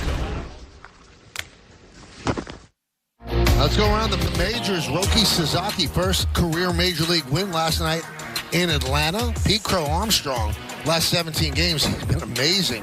9 home runs, 21. Ribby and Tristan Cassis out for the rest of the season. Ruptured left patella tendon. That was an ugly injury as he was trying to beat out a hit to first base.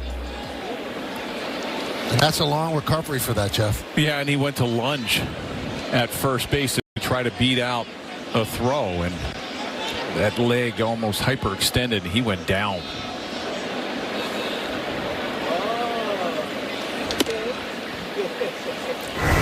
Two 2-0 on Aranda. Home run in the 3rd inning. Take a look at it on StatCast 3D by Google Cloud. 103.8 off the bat. 409 feet. His longest home run of the season. His 5th home run of the season. There's a strike.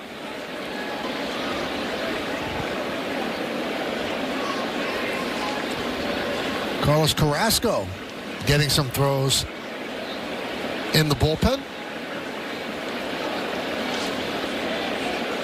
Now, he would have been scheduled to pitch on Wednesday against San Diego, but because they used essentially an opener to replace Clark Schmidt, he's been moved back so he can actually pitch in this game a couple of innings, get some innings under his belt, and save the bullpen. Line drive, base hit. So Aranda's been on base 4 times, 2 walks, a home run, and a single. Well, it's just a slider, and you see just hangs over the middle of the plate, and Aranda did a nice job. Let that ball travel and go the other way.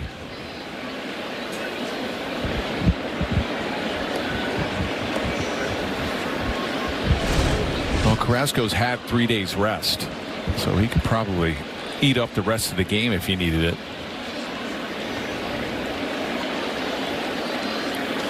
And then if you do that, you've reset your bullpen. Yes. For the Padres. And you're going to need to, because you've fired through them. Besides Fried's start going 7, he only needed 6 outs out of that bullpen yesterday with Yarbrough going 4, and then a couple of pitchers with 27 to 30 pitches. Hamilton, Leiter Jr., and then Cruz going 2. 0-2 on Meisner. Meisner's 0 for 3, couple of strikeouts. And a fielder's choice.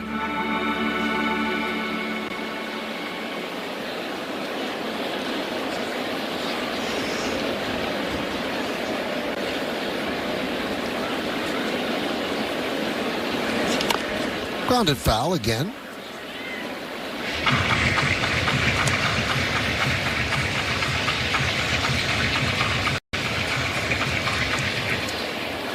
I mean, you'd love to get some length out of Rodon tomorrow.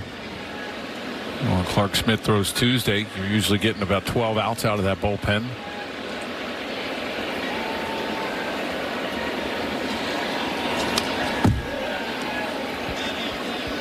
Still 0-2.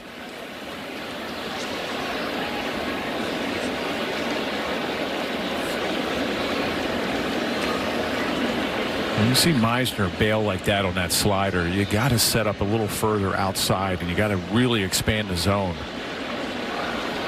You shouldn't be swinging at that slider and catching any of it.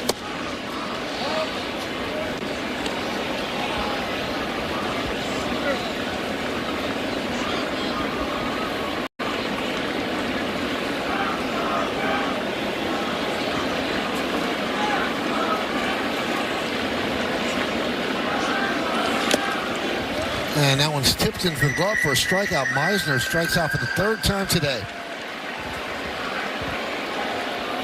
Well, that's a good effective pitch, even though Escar was setting outside. You know, old school, you're coming in just like that. After he spits on that slider away, you're like, all right, I'm coming in with the fastball. That was a good pitch.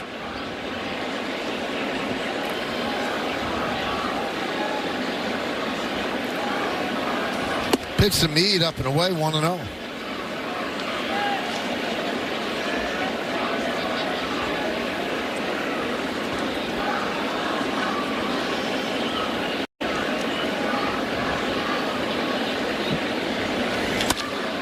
High fly ball, deep left field. Dominguez there. He'll put it away in left center for the second out.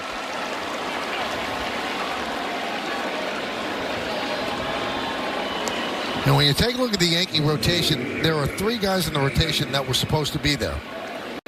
The other 2, Warren and Carrasco, they were depth pieces. They were not supposed to be in the starting rotation. Well, the starters who were supposed to be in the rotation at the start of spring training, Fried, Rodon, and Schmidt, have a combined 2.66 ERA. Every other start, 6.13 combined.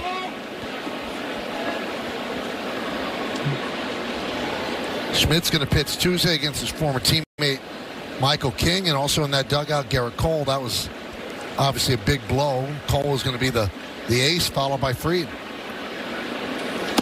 And Luis Heel, last year's Rookie of the Year, had a tremendous season for the Yankees. They hope to get him back in a month or so, maybe even a little bit more than that. Well, you had Rodon and Fried. If Cole and Heel wouldn't have gotten hurt, there's 4 starters right there that get you deep in the game and eliminates a lot of those early outs that the bullpen had to get. And you're talking possibly, maybe 6 to 9 outs on occasion from the bullpen. That makes your bullpen even better.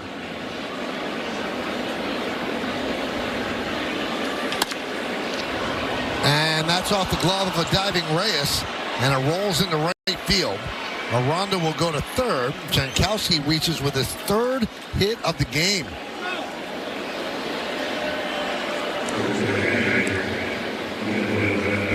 No, left on left. This is just a fastball. You see Escar again setting up on the outside half. You got to get it there. You got to have that fastball command. You got to spot the outside part, and that catches too much of the plate. And now you look, you have basically Fried that gets you deep in the game almost every start. Rodon will get there, and then the other 3 starters are giving you 4 or 5 innings. And you're getting 12 to 15 outs out of that bullpen. Rortvedt swings at the first pitch. Shallow left. And Dominguez calls off Peraza. That'll do it. And the Rays strand 2. We go to the bottom of the 6th. Well, it's time to name that Yankee, brought to you by Prevagen, made for your brain. Good numbers here. 328 on base percentage of 415.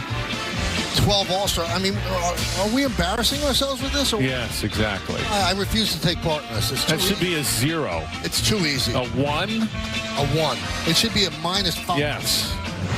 I can even get that.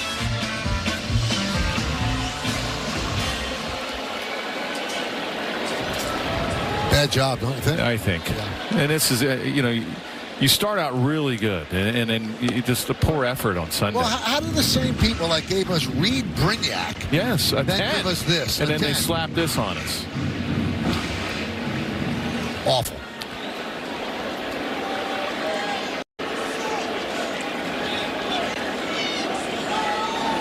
Aren't the crossword puzzles supposed to be the hardest on Sunday? No, he said Saturday because that's the Sunday. Oh, okay. And, our producer's trying to tell me, well, this is for the young people that might not know who this guy is. Well, with that thinking, that was right into the Tampa Bay television booth just to our left. Why not? I mean, it could be Reed Brignac today, too. They don't know it. This is Saturday. Nobody knows. You have young kids watching. There you go. Any young kid, they're at the park on the weekends. Ground ball and through for base hit. So Grisham, 2 more hits as he leads up the 6th inning with a single.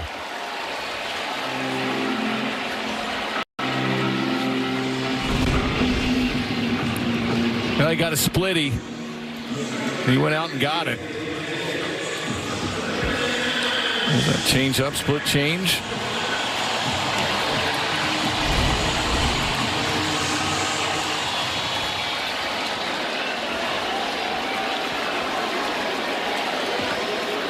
Here's Judge, 0 for 2 today. Grounded to third. He's going to take the out at first as Grisham advances to second.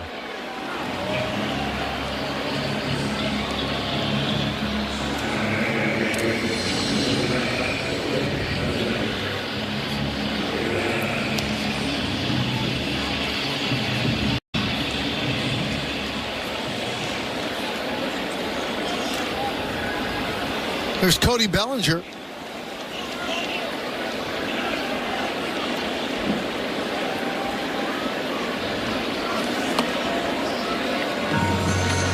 One and 0. That was a real smart play by the third baseman Meade.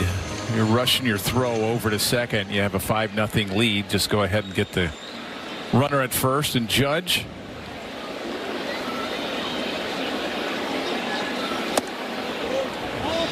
Two and 0.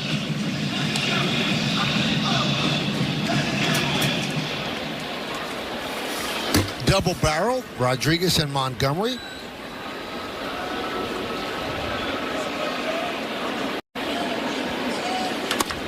High drive, right field, Meisner back, track, wall, see ya. A 2-run home run for Bellinger.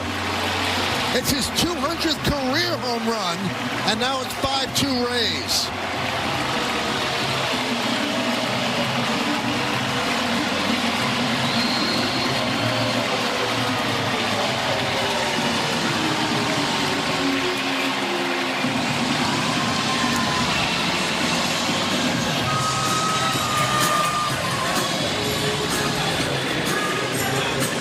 We're looking for production. The Yankees are looking for production after Judge. And Goldschmidt really having a good year as well. You need that from Bellinger. Goldschmidt takes outside. 4th home run for Bellinger. He now has 18 runs batted in, despite not hitting the clip that he expects. So 18 runs batted in. Hitting .202.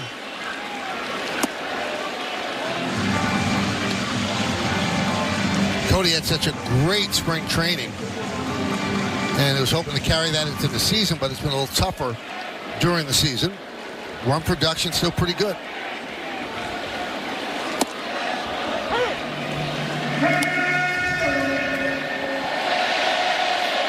And now break it down with the hitting coach, James Rowson. Well, he got a good fastball to hit.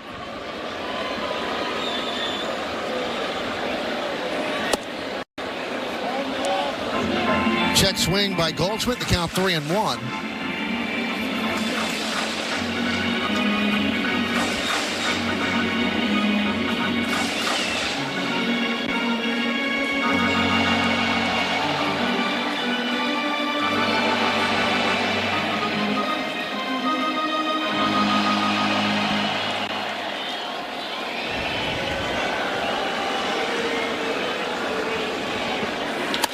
Grounded.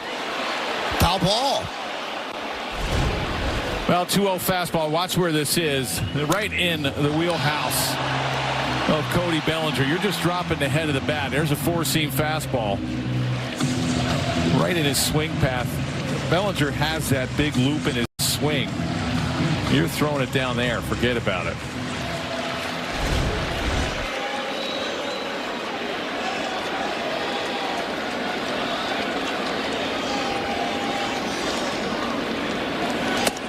And Goldschmidt works a walk with 1 out.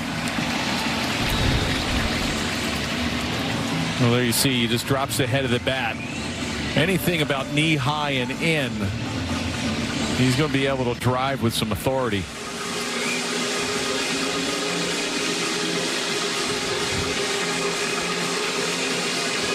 Well, that drive followed by the Goldschmidt walk. Well, that knocks Bradley out of the game. Now the Rays will turn to the bullpen, holding on to a 3-run lead. It's 5-2. Yankees Baseball on Yes is brought to you in part by Toyota, the official hybrid vehicles of the Yankees. and by Delta, the official airline of the New York Yankees. Delta, keep climbing. Well, Kevin Cash calls on one of his two left-handers, Mason Montgomery. Throws hard, 99.1 mile per hour fastball. And Dominguez has to turn around to his weaker side, the right side, against the lefty. Pumps in 98 for strike.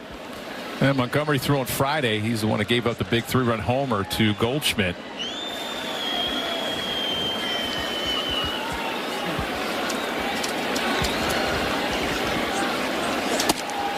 One and one. Crowd of 43,349 announced here at the stadium. Looking for the Yankees to rally.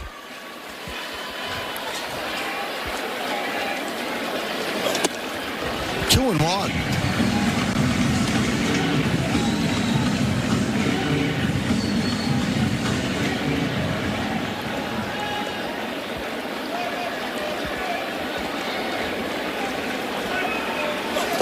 Montgomery gave up the game-winning home run to Paul Goldschmidt on Friday. Now works a 2-2 count on Dominguez. Had been a starter in the minors till the middle of last year. But relieving seems like it suits him. 2-2. Hit sharply. Oh, what a grab by Meade. There's one on to first. It's a double play. What a play by Meade, taking an extra base hit away from Dominguez. Well, on Star Wars Day, one of the Yankee stars steps up with a big 2-run home run. 200th of his career, and it's 5-2 Rays. Well, let's check out the T-Mobile coverage cam. Well, this is a double play. 107 miles an hour off the bat of Dominguez. Outstanding play by Meade. It's a one-hopper, a shot down the third baseline. 5-4-3, inning-ending double play. You know, I have my own personal coverage cam. I don't know if you realize it. And it was on the first base umpire, Lance Barrett, who didn't feel like it was that urgent a thing to make the out call on the end of the double play. He just walked away? No, he just like waited, and then he threw it with his right hand. I mean, it was a fairly close play at first. Carlos Carrasco comes on, and Walls gets another hit. The guy came in hitting 151. He has 3 hits against the Yankees today. Let's watch Lance Barrett here. Great play by Meade. There's one. And let's wait until Lance Barrett decides to punch him out.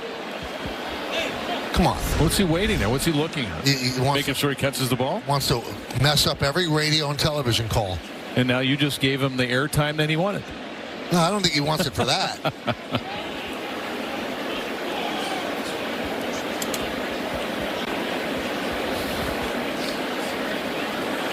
And a push bunt. Carrasco bobbles, and that cost him the play.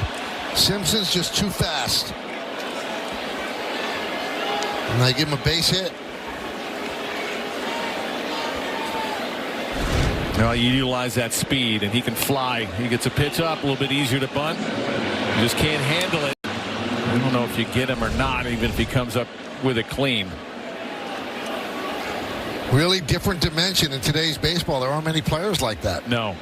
There's not a lot of typical leadoff guys. I mean, a lot of times teams are just using on-base guys. If, you know, the Yankees haven't had one since Brett Gardner, really. Brandon Lau takes inside.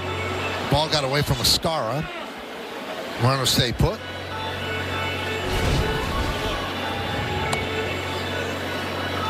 Oh, nice job keeping that ball in front of you. You're not going to be able to get it off the chest protector. Best just to slap it with your glove.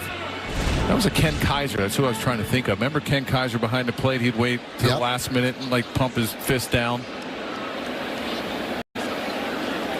Tim McClellan also took a long time. He was a very good umpire. But I've been told by players they'll say strike. But for you guys, it had to be a nightmare up here because you had no idea. John Sterling would go crazy. Yeah. He's ruining my rhythm.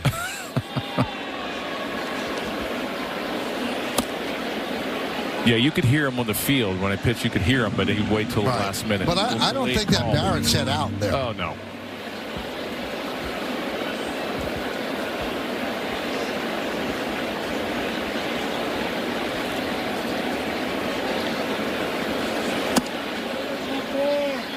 walk, so the base is quickly loaded. Well, from the umpire's manual, Jeff, Major League umpires are expected to increase the assertiveness of their call, signal, and voice as the play becomes closer or more exciting.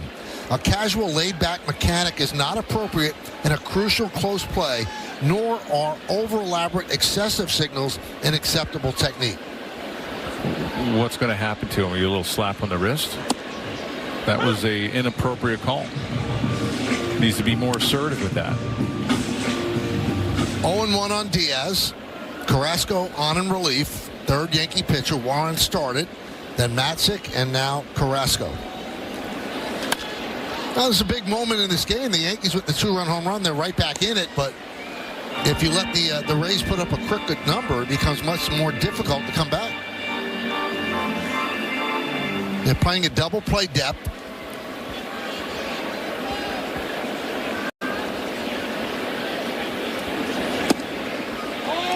Just missed off the outside corner.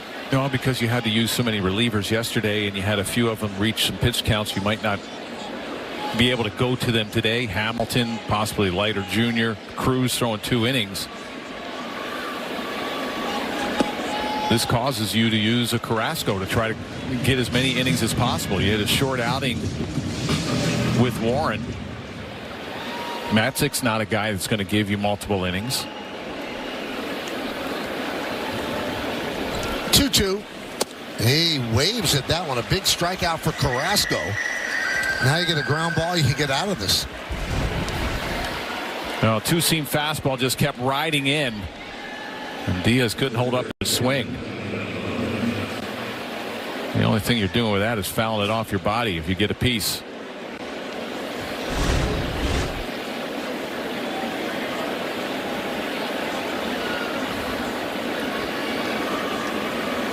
And the pitch to Aranda is up and away. Aranda's been on base 4 times.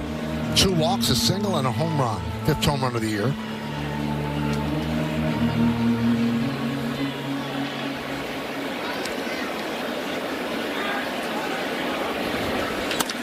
And that's going to be a base hit through the right side. Wall scores. Simpson scores. The throw to third, not in time as Lau advances. It's a 2-run single for Aranda. And it's 7-2 Tampa Bay. Well, because Carrasco doesn't have an overpowering fastball, he's got the 2-seam fastball in the upper 80s, and there you see that split change. And when it's elevated, even though it's off the end of the bat, it's a little bit easier to get a piece of wood on. It really is not fooling you.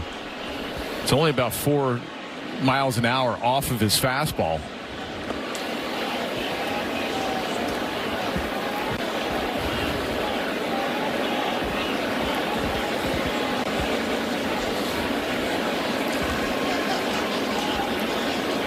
First and third, 1 out. Here's Meisner.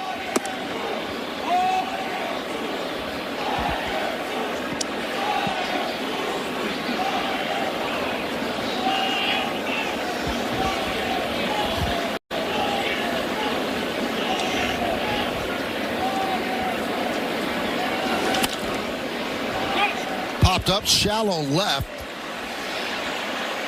Dominguez makes the play for the second out.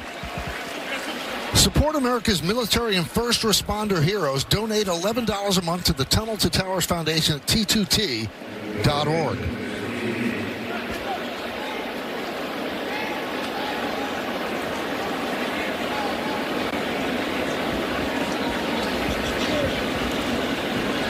And here's Meade.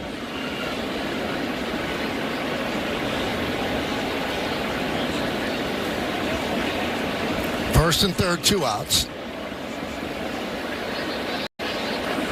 Almost hit him.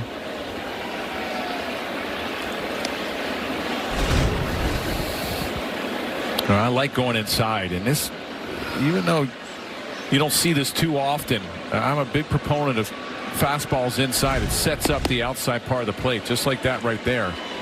That was that slider. Hitters don't like it in. You want to eliminate a lot of foul balls, a lot of pitches per at bat. Throw inside.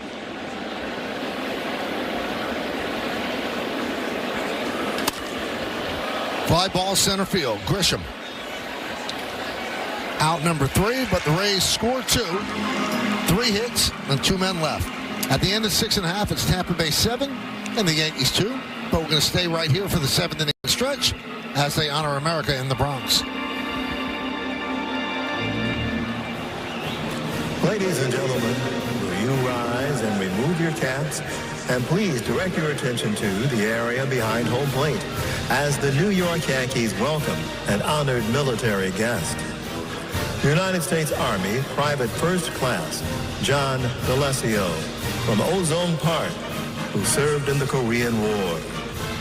The Yankees say, thank you, John, for your sacrifice and service to our nation.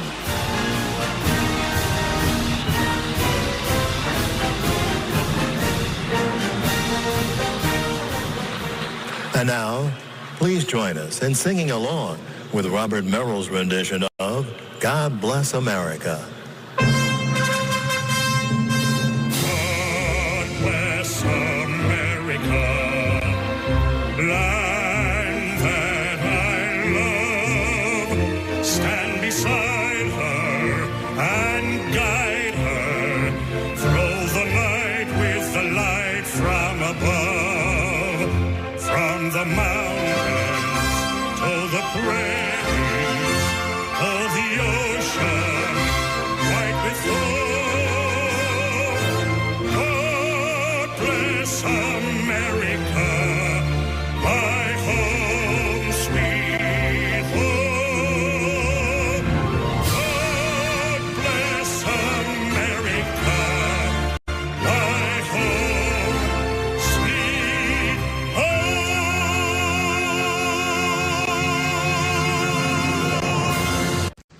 Time for your Ford Studio update. Bob and Jack with you. And Will Warren and the Yankees just having a hard time getting into a groove today. Yeah, sluggish afternoon for the Yankees, sluggish afternoon for Warren. We always talk about the evolution of a young pitcher, Bob. When your stuff is good enough to strike out 8 and 4 2/3 innings, there's something there to latch onto. But too many base runners in this game, too much inconsistency from Warren. Yankees are down 5. It could be worse. The Rays have left 14 men on base. Dave Valley joins us on the post game. Look forward to seeing you then. Thank you, guys. 7-14-0 for Tampa Bay, 2-4-2 for the Yankees. Bradley went 5 1/3. Warren 4 2/3. Aranda 3 for 3, 2 walks. Big day. Cody Bellinger's 200th career home run. Start of the game delayed by 30 minutes because of rain. Manuel Rodriguez is on to face J.C. Escaro. Pitch is high.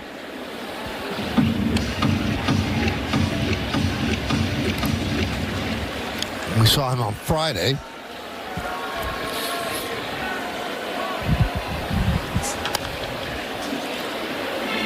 So I mentioned that last night was a Yankee welcome home dinner. It's a yearly occurrence. The Yankees and their fans raised $2.4 million, which is a record for the Yankee Foundation, helps communities in the Bronx.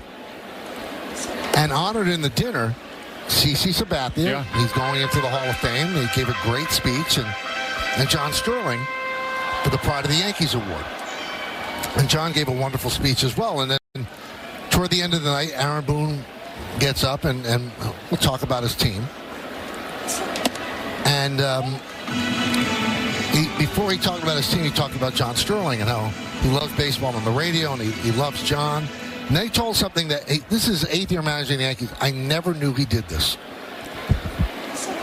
If the Yankees win a game, he'll go down the step and he will, congratulate his coaches. Right. And as he's doing it, he'll go, Yankees win. Yankees win. Really? Every time? Every single time they've ever won a game. And that's obviously honoring John Sterling. Well, Sterling should be a Hall of Famer as well, don't you think? You would think so. 36 years and doing it the way he's done it. But just a nice bit of information by Boone that I've never heard before. His coaches have heard it, obviously. Yes. So Escaro works a walk, and that brings out Kyle Snyder. You had a big crowd? How many people wind up? A lot of people. The place was jammed. Is this a little late to have that? Don't they usually have it They used to have it like after opening day. Right. We used to have it every time we came off. It seemed like we started on the West Coast all the time. And then opening day, and then you have that night, and then you have a day off the next day. That for many years, that's the way they did it. But it's been a little later as the years go by. So now Bibas is going to pinch hit for Reyes.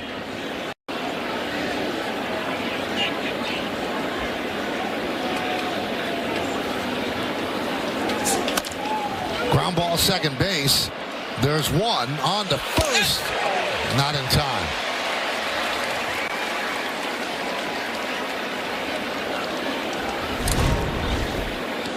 Well, not a quick turn. Did he get in there? Yeah, he was there. Slow transfer from Lau, the second baseman, to Walls, the shortstop. Unable to complete that double play.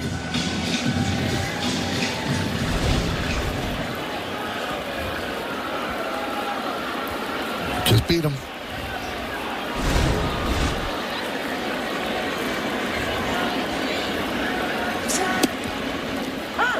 So we added it up, Jeff. Since 2018, the Yankees have had 644 wins, including the postseason. Third most by any team in baseball. Dodgers first, Astros second, then the Yankees.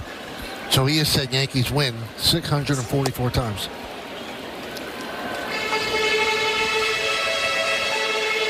And he's hoping for more. I think we would have liked 3 more last year. Yeah.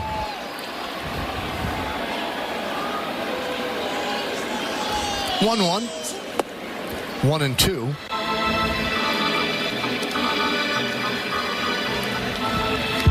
We're in the 7th inning. It's 7-2. Tampa Bay over New York.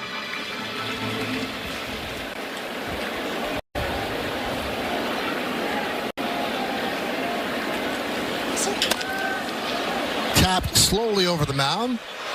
They have one out. They make it at first. Moving to second is Bibas. Hey, tomorrow on Yes, the Bombers homestand continues with a can't-miss matchup as Fernando Tatis Jr. and the Padres come to town. Coverage begins at 6 with Audi batting practice in the pregame. Then first pitch is scheduled for shortly after 7 on Yes and the Gotham Sports app. Should be a fun series.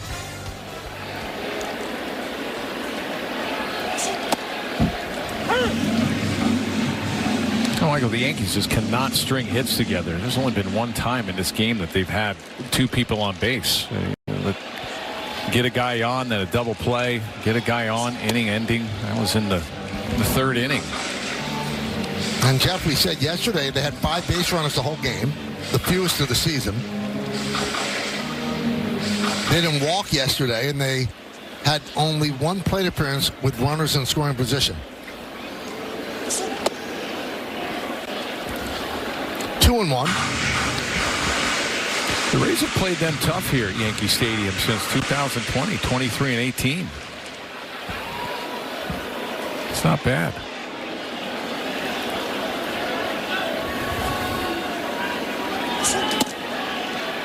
Two and 2 on Peraza. Peraza 1 for 2.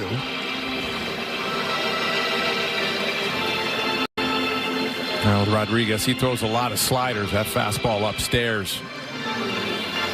97 and 98. Here comes that slider down and away.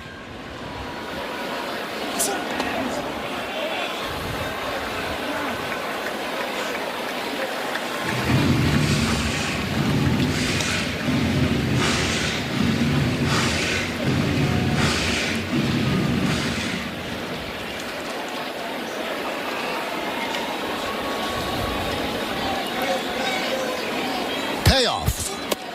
And a walk to Peraza. And that brings it back to the top of the order and Trent Grisham.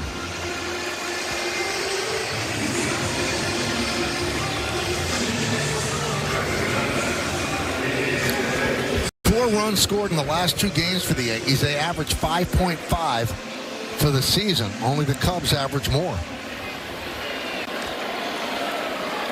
So here's Grisham, been on base 3 times, a walk and 2 singles, and scored a run. Judge on deck. And a strike.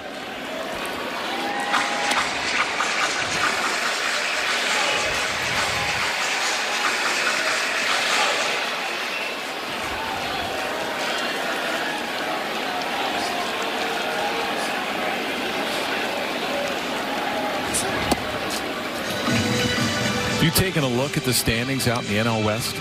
Crazy, right? Padres coming in. You have 3 teams with 20-plus wins: the Dodgers, the Padres, the Giants. Then you have Arizona at 17. That might be the toughest division in baseball right now. You might get all 3 wild cards out of that division. And they all have 13 games against the Rockies. Right. You can't win. So that will help them in matching up with teams in other divisions. Yeah, Rockies 6-27. Kind of like last year's AL Central with the White Sox. And you never would have thought 3 teams would have came out of the Central. Yep. 1-2.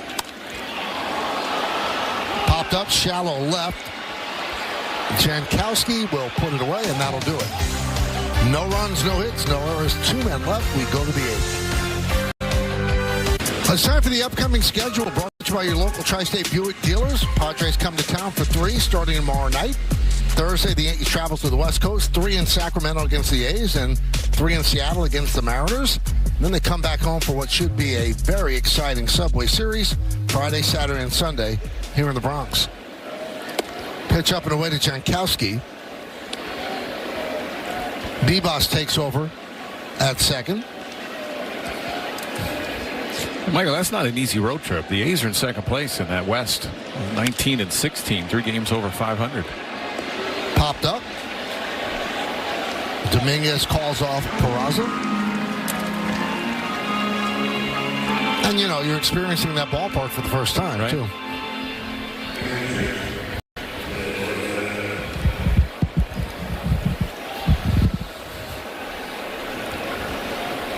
There's Ben Rourke, that 0 for 3 with a walk, 3 for 38 this year, backing up Danny Jansen.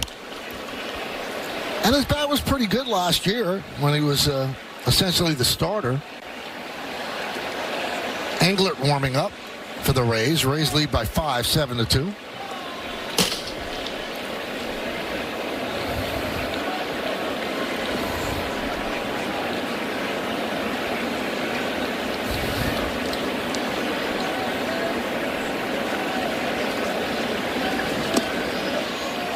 One and 1. Lights have been on here at the stadium since first pitch was at 2:05. Rained a little bit mid-game, but fairly dry since then. Another fly ball to left field. Dominguez makes the play. Well, this year marks Yogi Berra's 100th birthday, and the Yankees have a special giveaway to help commemorate it. On Friday, June 6th, the first 18,000 guests will receive a special Yogi Berra U.S. Navy bobblehead that recognizes his military service, courtesy of State Farm. Tickets are going fast, so get your tickets today at Yankees.com.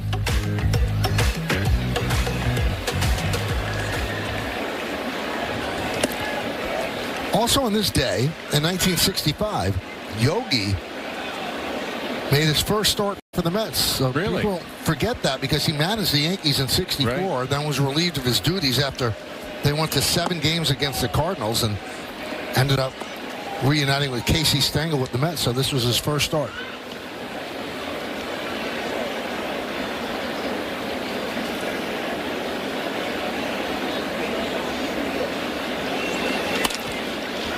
How about this? I mean, that's baseball, Susan. I mean, Taylor Walls has 4 hits. And I think all 4 hits were to the other side. Look, he just shortens up his swing, gets a pitch on the outside half, doesn't try to do too much with it. There you see where he's playing. Just gets past Cabrera, who's in on the grass. Jeff, with the 4 hits, he's hitting 192. Came into the game hitting 151.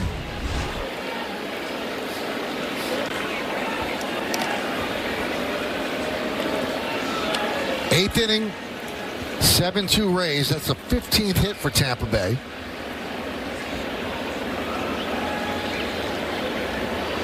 They've left 14 runners on base, so it could be worse than 7-2. Fly ball, center field. Grisham makes the play. To took a base hit away from Simpson. No runs a hit, no errors, and one man left on base. We go to the bottom of the 8th inning.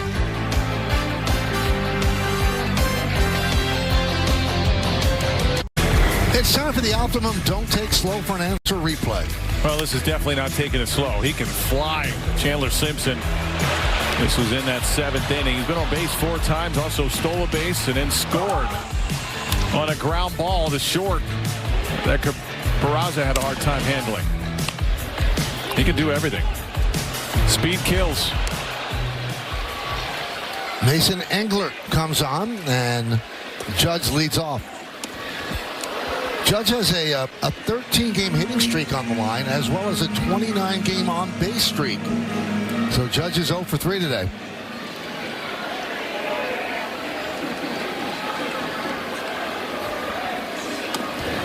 You know, if you're wondering, Simpson averages 3.97 seconds home to first, which is the best in baseball. But I used to read stories that Mickey from the left side was like 3.3, and Simpson looks blinding. Yes. I can't imagine Mickey being that much quicker than Simpson, but that's the stories you read. That one is driven into right center field. It's a base hit for Judge. It splits the outfielders, and it goes to the wall. Judge is going for 2, and he will make it. So a 14-game hitting streak and a 30-game on-base streak.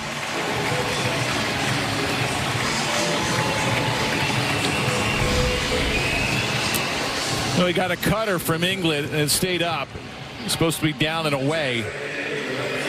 And he just takes it right into that right center field gap. That's a great swing right there. And it's going to get all the way to the wall. Nice job by Simpson playing that ball off the wall, but he didn't have a strong arm.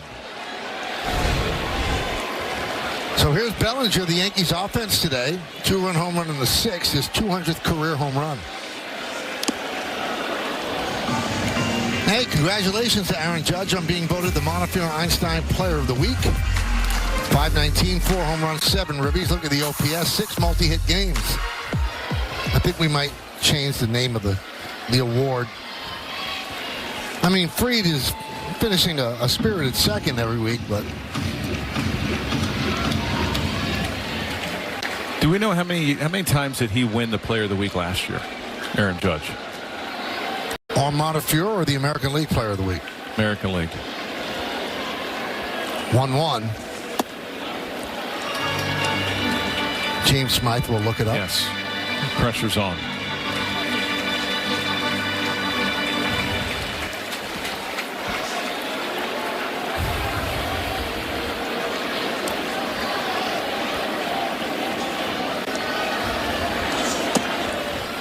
Now, when he hit his 200th home run, Bellinger, he became the 382nd player all time to do it. And he did it in fewer games than 277 of them, almost 3/4.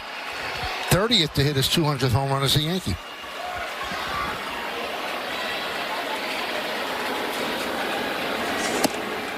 Woo! 3-2. You can see Bellinger's just trying to get on.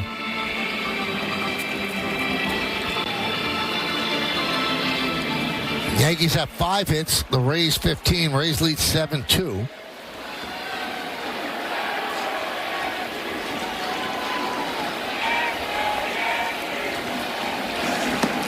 And he works a walk.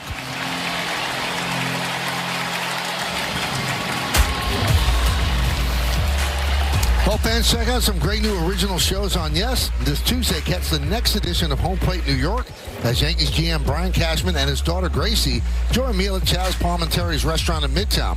And speaking of Gracie Cashman, she's the host of The Story of My Number, which premieres on Wednesday, May 14th, with an episode featuring Anthony Volpe. So Kyle Snyder wearing out a path from the third base dugout to the mound. Visits with Englert. 3 times Aaron Judge won the American. That's American it? League. Yeah, I thought it'd be more. Wow.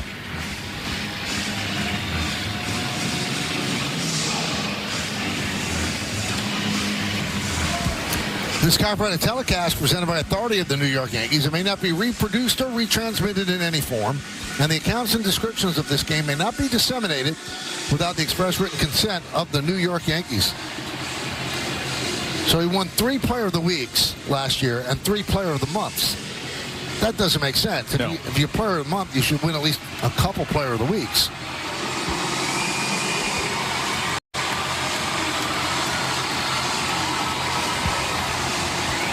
But he did win the big award, the MVP. What do you think Lau's asking him? He might not stand in on that base. I'm already short enough.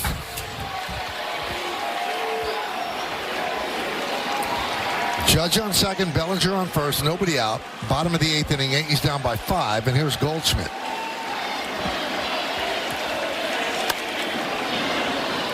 Fouled away.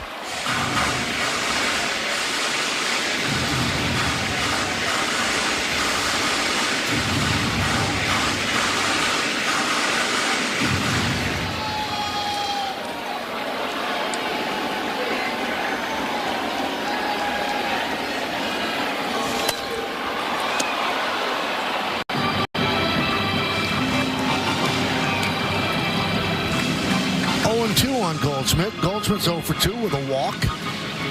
Yankees need base runners as they try to make up this deficit. Bradley started, then Montgomery, Rodriguez, and now Engler.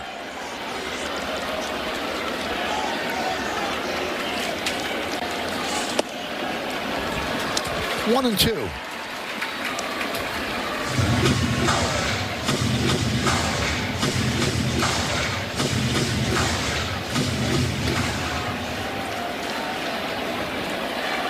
Goldschmidt won Friday's game with a 3-run home run. 2 and 2 on the Yankee first baseman.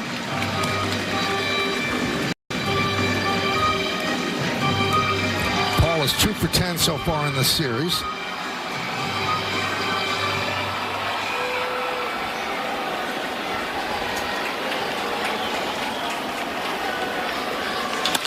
Line drive into left field. That is going to be in there for a base hit.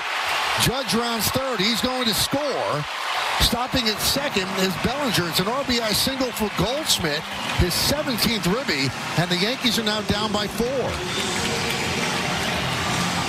Aaron Judge had a good read on that ball. He was basically stuck in no man's land. This is a sinker, a 2-seamer. Stayed up in the zone. Nice job by Goldschmidt. See, he goes right away thinking, okay, well, I'm already hung out to dry. I might as well try to score.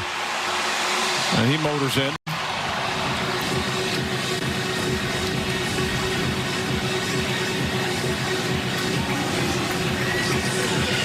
Yep, Goldschmidt gets a hit, and that knocks out Engler from the game as Kevin Cash will go to his bullpen to face Dominguez.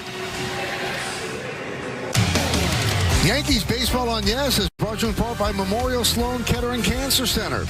By Nissan. At Nissan, we make cars that thrill. Experience the thrill for yourself today. Shop NissanUSA.com. And by Untuckit. Find the perfect fit today at Untuckit.com or more than 80 stores worldwide. Well, Edwin Uceda comes on. He of the exquisite changeup. 8 straight scoreless appearances. He will face Jason Dominguez. And there's that changeup for a strike.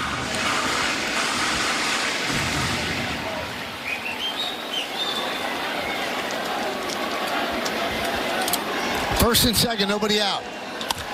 Drilled deep to right field, giving chases Meisner. He can't make the play. He'll have to play it off the wall. The runners can only advance a base, and the bases are loaded, nobody out. A bullet single by Dominguez. I was hit so hard that Bellinger had to hold up on second. This is a pitch up in the zone. See how close this was from getting out. About a couple feet off of that wall. There you see Bellinger. He's got to go back just to hold up. Not sure if this is going to be caught. No way he's going to score, especially with nobody out. And Jeff, in a game where the Yankees feel as if they've been running underwater, in the 8th inning, the tying run comes to the plate. Yeah, the first time in this game that they've been able to string some hits together. Bases loaded, Escar at the plate. High changeup, 1-0. Well, a lot of changeups from, you said it was fastball about 93, 94.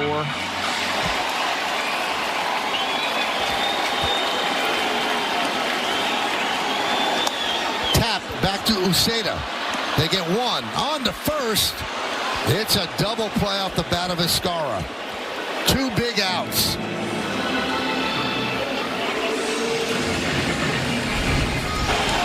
Well, that's that changeup down and away. You said a good play, get that first out, and Ortvet, good throw down to first.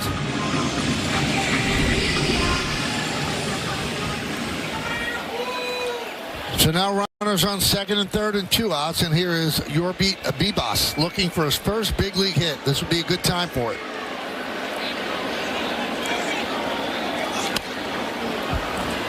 Jumps on the changeup and fouls it back.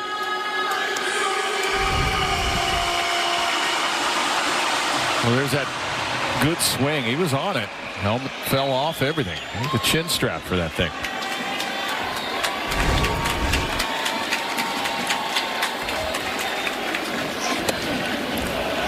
Lays off the fastball. At AAA this year, a .319 hitter, 2 home runs, 15 runs batted in. He's 0 for 4 in his young big league career. Goldschmidt at third, Dominguez at second. 2 men out, bottom of the 8th. Swings through the change, 1-2.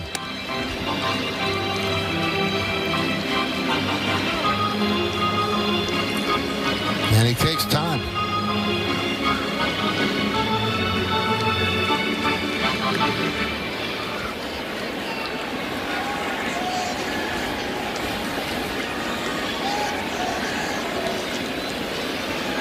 And the pitch stays alive. Bounce back the fastball. Fastball at 95. That's who the Yankees have on the bench.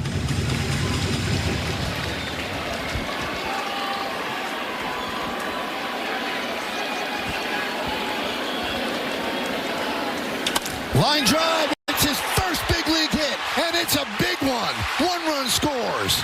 2 runs score. Bibas with a 2-run single, and the Yankees have moved to within 2.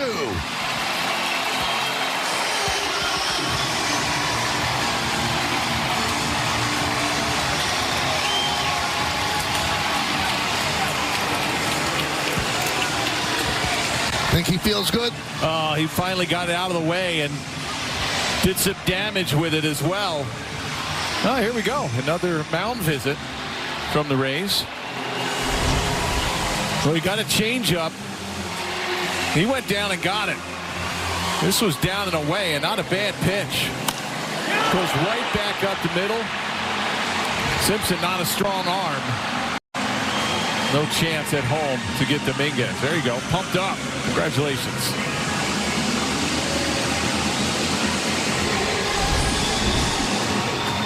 So he's got that baseball. Put himself in the baseball record books with a base hit, and Luke Weaver getting ready.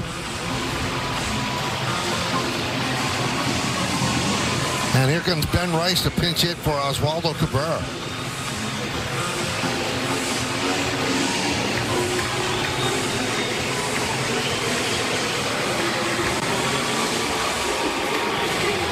Well, the way I figure it, Jeff, I don't know if you figure it differently. This would indicate that Volpe has to come into the game for defense. Yeah, because Peraza's going to have to slide over to third. Yep. Well, they'd like a Rice long ball here, tie the game. Outside. You're so right, Jeff. That was not a bad pitch. That was a nice piece of hitting. Yeah, that was good. He went down and got it. If you're Rice here, you know you're going to see changeups. You're going to have to try to make him elevate one.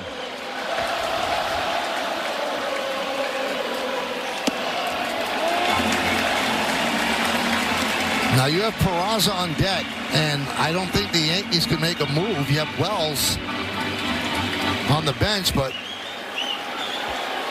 it'd be tough to pinch hit for Peraza. I'm not sure if they had the personnel. Maybe that was what Snyder was saying, too.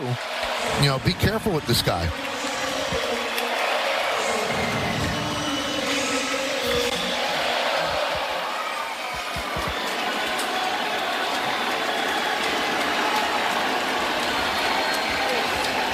See if they turn him loose on 3-0. Ball 4. Very careful with Rice. And because of the situation on the bench, it's got to be Peraza against Uceda. Well, you say to the righties, he will feature a cutter every once in a while. He'll come in with the fastball, but again, a lot of changeups. That's his out pitch.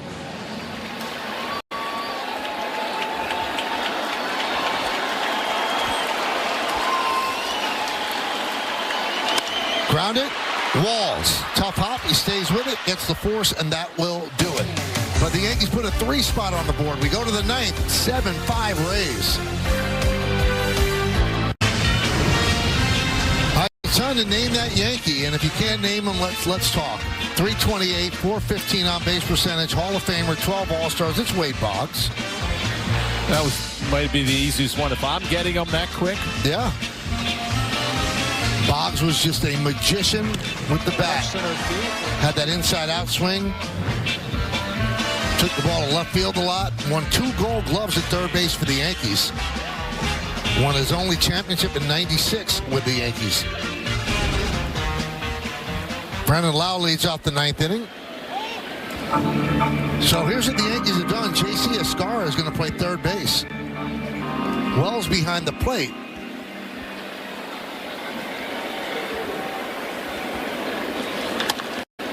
So that would lead you to believe that Volpe's not available at all. But if this was going to be your move, then you could have let Cabrera hit and then pinch hit Wells for Peraza, or you could. Well, the only thing I was thinking, okay, Rice has the ability to tie the ball game up. Cabrera, he can hit it. He's got power, but Rice has more power. Right. Once you said it got behind Rice, it's like, okay, forget it. I'm not getting back in the count. I could walk him, and I'm going to face right on right. That's probably the reason there, especially with, I would have done the same thing. I'm pinch hitting Rice, hoping that he can hit a home run to tie the ball game up. He has the ability to do that. But you could see also they didn't pitch to Rice. Yeah, well, once you got behind the count, there's no sense. He's like, I'm going to be careful, and I'm going to try to make him get himself out. I'm going to throw some nasty pitches away. If I walk him, I walk him. It was almost, even though first base was occupied, it was almost an open base for the Rays. And it almost seemed like Cash knew that Volpe wasn't going to play today, so there was no way to pinch it for Peraza. I don't know if you could cover the infield that way. Right. Yeah, I get it. Peraza, maybe he didn't, because we thought that Volpe would have come in and you're moving Peraza over. Right. And then Escarra was just going to be behind the plate. So Lau goes down on strikes. So in the minor leagues, JC has played 153 innings at third base. So he's not a total stranger there.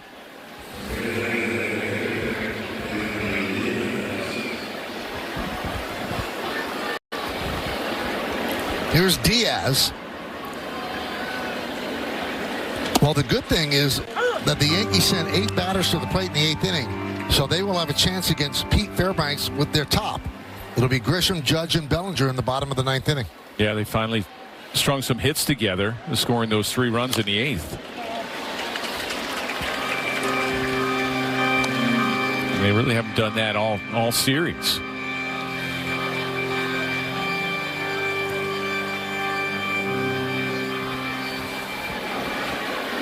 Seven 7-5 Rays. We're in the 9th.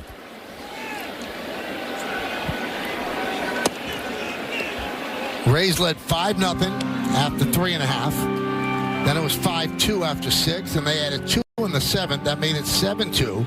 And the Yankees 3 in the 8th made it 7-5. Just fouled it off. Stays alive.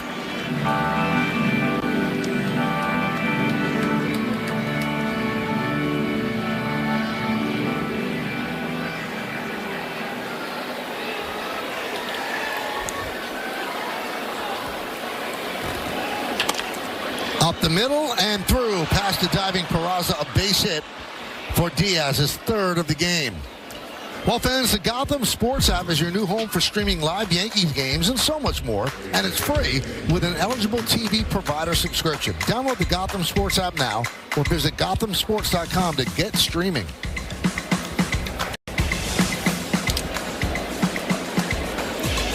Now here's Aranda, who's done a lot of damage. 3 RBIs, 3 hits, 2 walks. Well, the Rays have left 15 men on base. They're 4 for 15 with runners in scoring position. So the Yankees are fortunate that they're only behind by 2.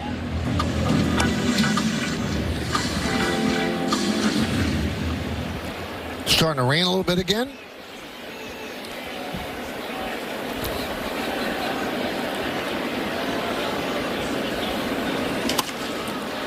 Sky to left field. On the run, Dominguez toward the line. And he makes the play. It came back on him. Would have been a fair ball. And Dominguez puts it away. Now you can almost see that he might have overran this ball. He was hustling to the line to try to get to the wall. And luckily he put on the brakes in time to make this catch. 6 putouts in left field for Dominguez. Here's Meisner, 0 for 5 with 3 strikeouts. 1-0.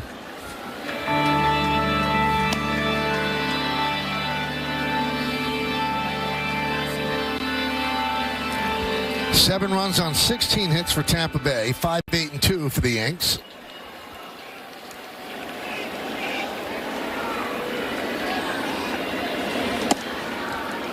Two 2-0.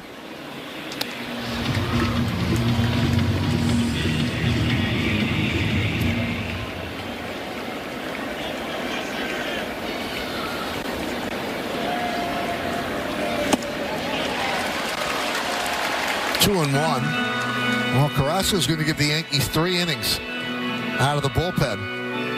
So that means they would have only used Matzik and Carrasco in a start where Warren gave them 4 2/3. So the bullpen will be in good shape for the Padres. Popped up behind the plate, now to play.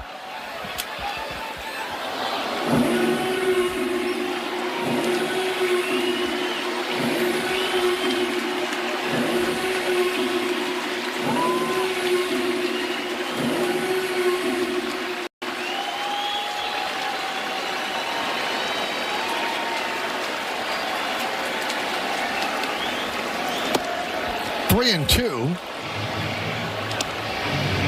Meade's on deck.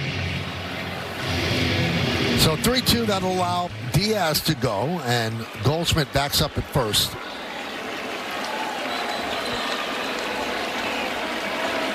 Swing and a miss on the change. And that'll do it in the top of the 9th inning.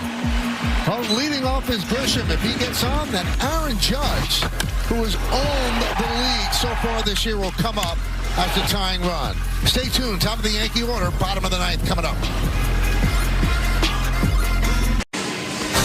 Well, fans, after the final, I'll get highlights, analysis, clubhouse interviews, and we'll hear from the manager. Plus, a look ahead to the series with the Padres. That's all coming up on the W.B. Mason Yankees postgame. 7-5, Tampa Bay leads. Meade goes to first base for Aranda. Caballero takes over at third base for Meade. And on the mound is Pete Fairbanks. He'll face the top of the Yankee order, starting with Trent Grisham. He has not allowed an earned run in 11 of his 13 games. Well, big-time fastball, 97-98. 7th save yesterday. Fastball slider.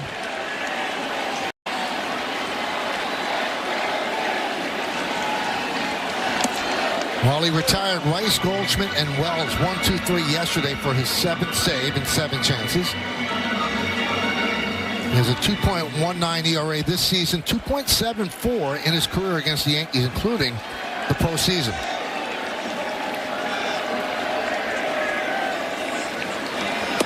Well, the Yankees need a base runner, and the count 0-2 on Grisham.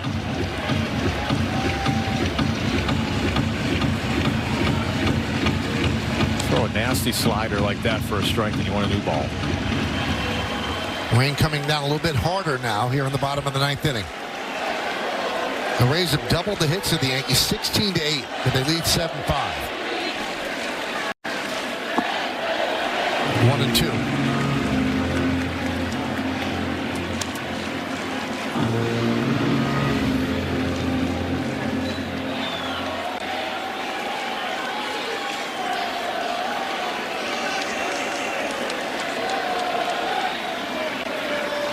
And the pitch. Grounded foul. Grisham trying to work his way on.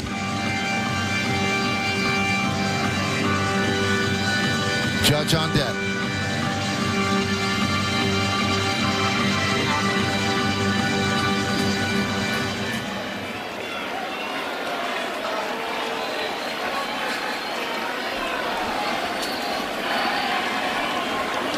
And he strikes him out. Grisham down swinging, one away. Well, breaking ball, slider at the top of the zone. There you see it locks up. Grisham. Looks like a ball at first, and then it drops right at the top of that strike zone.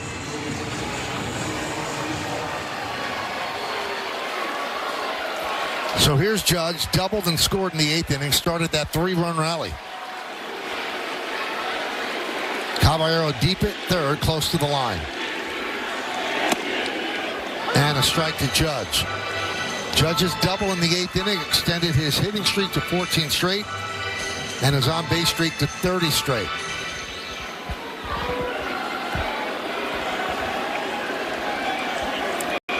One for 4 today.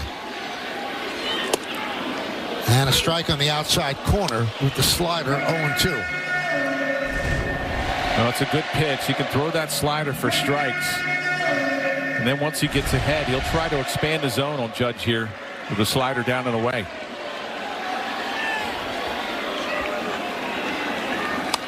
And Judge spoils it.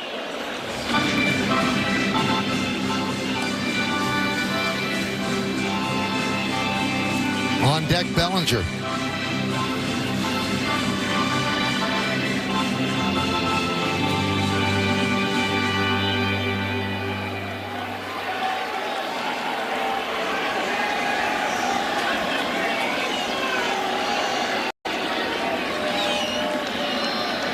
And the 0-2. 1-2. Fairbanks, 31 years old, 7th big league season. Played for Texas and Tampa Bay.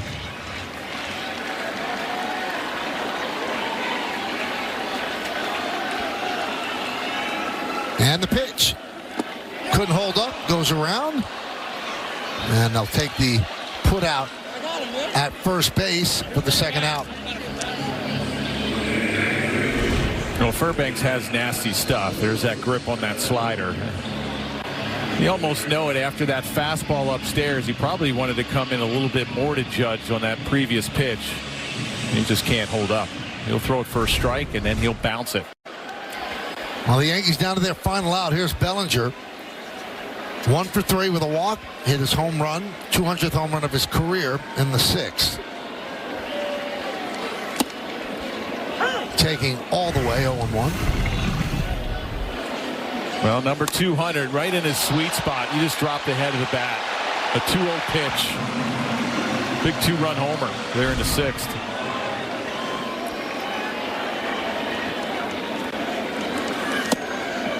One and one.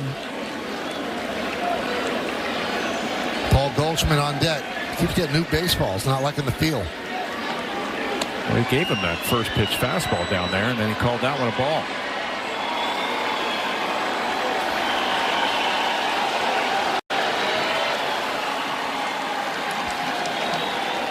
One, and the Yankees down to their final strike.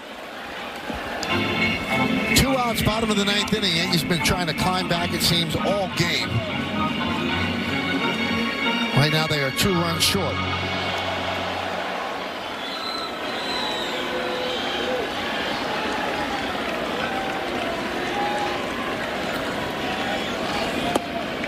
Did he go? No, he did not, said Charlie Ramos. 2-2. He tried to back leg him with that slider.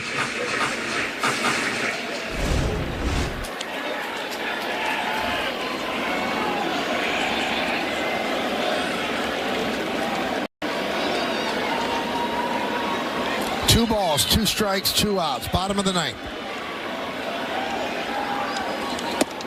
Strike 3, ball game over, and the Yankees lose 7-5. Fairbanks strikes out the side in the 9th, and the Yankees lose 2 out of 3 to the Tampa Bay Rays in this weekend series in the Bronx. Well, all series, the Yankees had a hard time stringing at-bats together and string hits together. Fairbanks just has nasty stuff. That's his 2nd save in as many days. If it wasn't for the 8th inning, really the Yankee offense disappeared in this series. Well, they'll get their stuff and get ready for tomorrow. A 3-game set with the Padres begins, but we're not done. Come on back.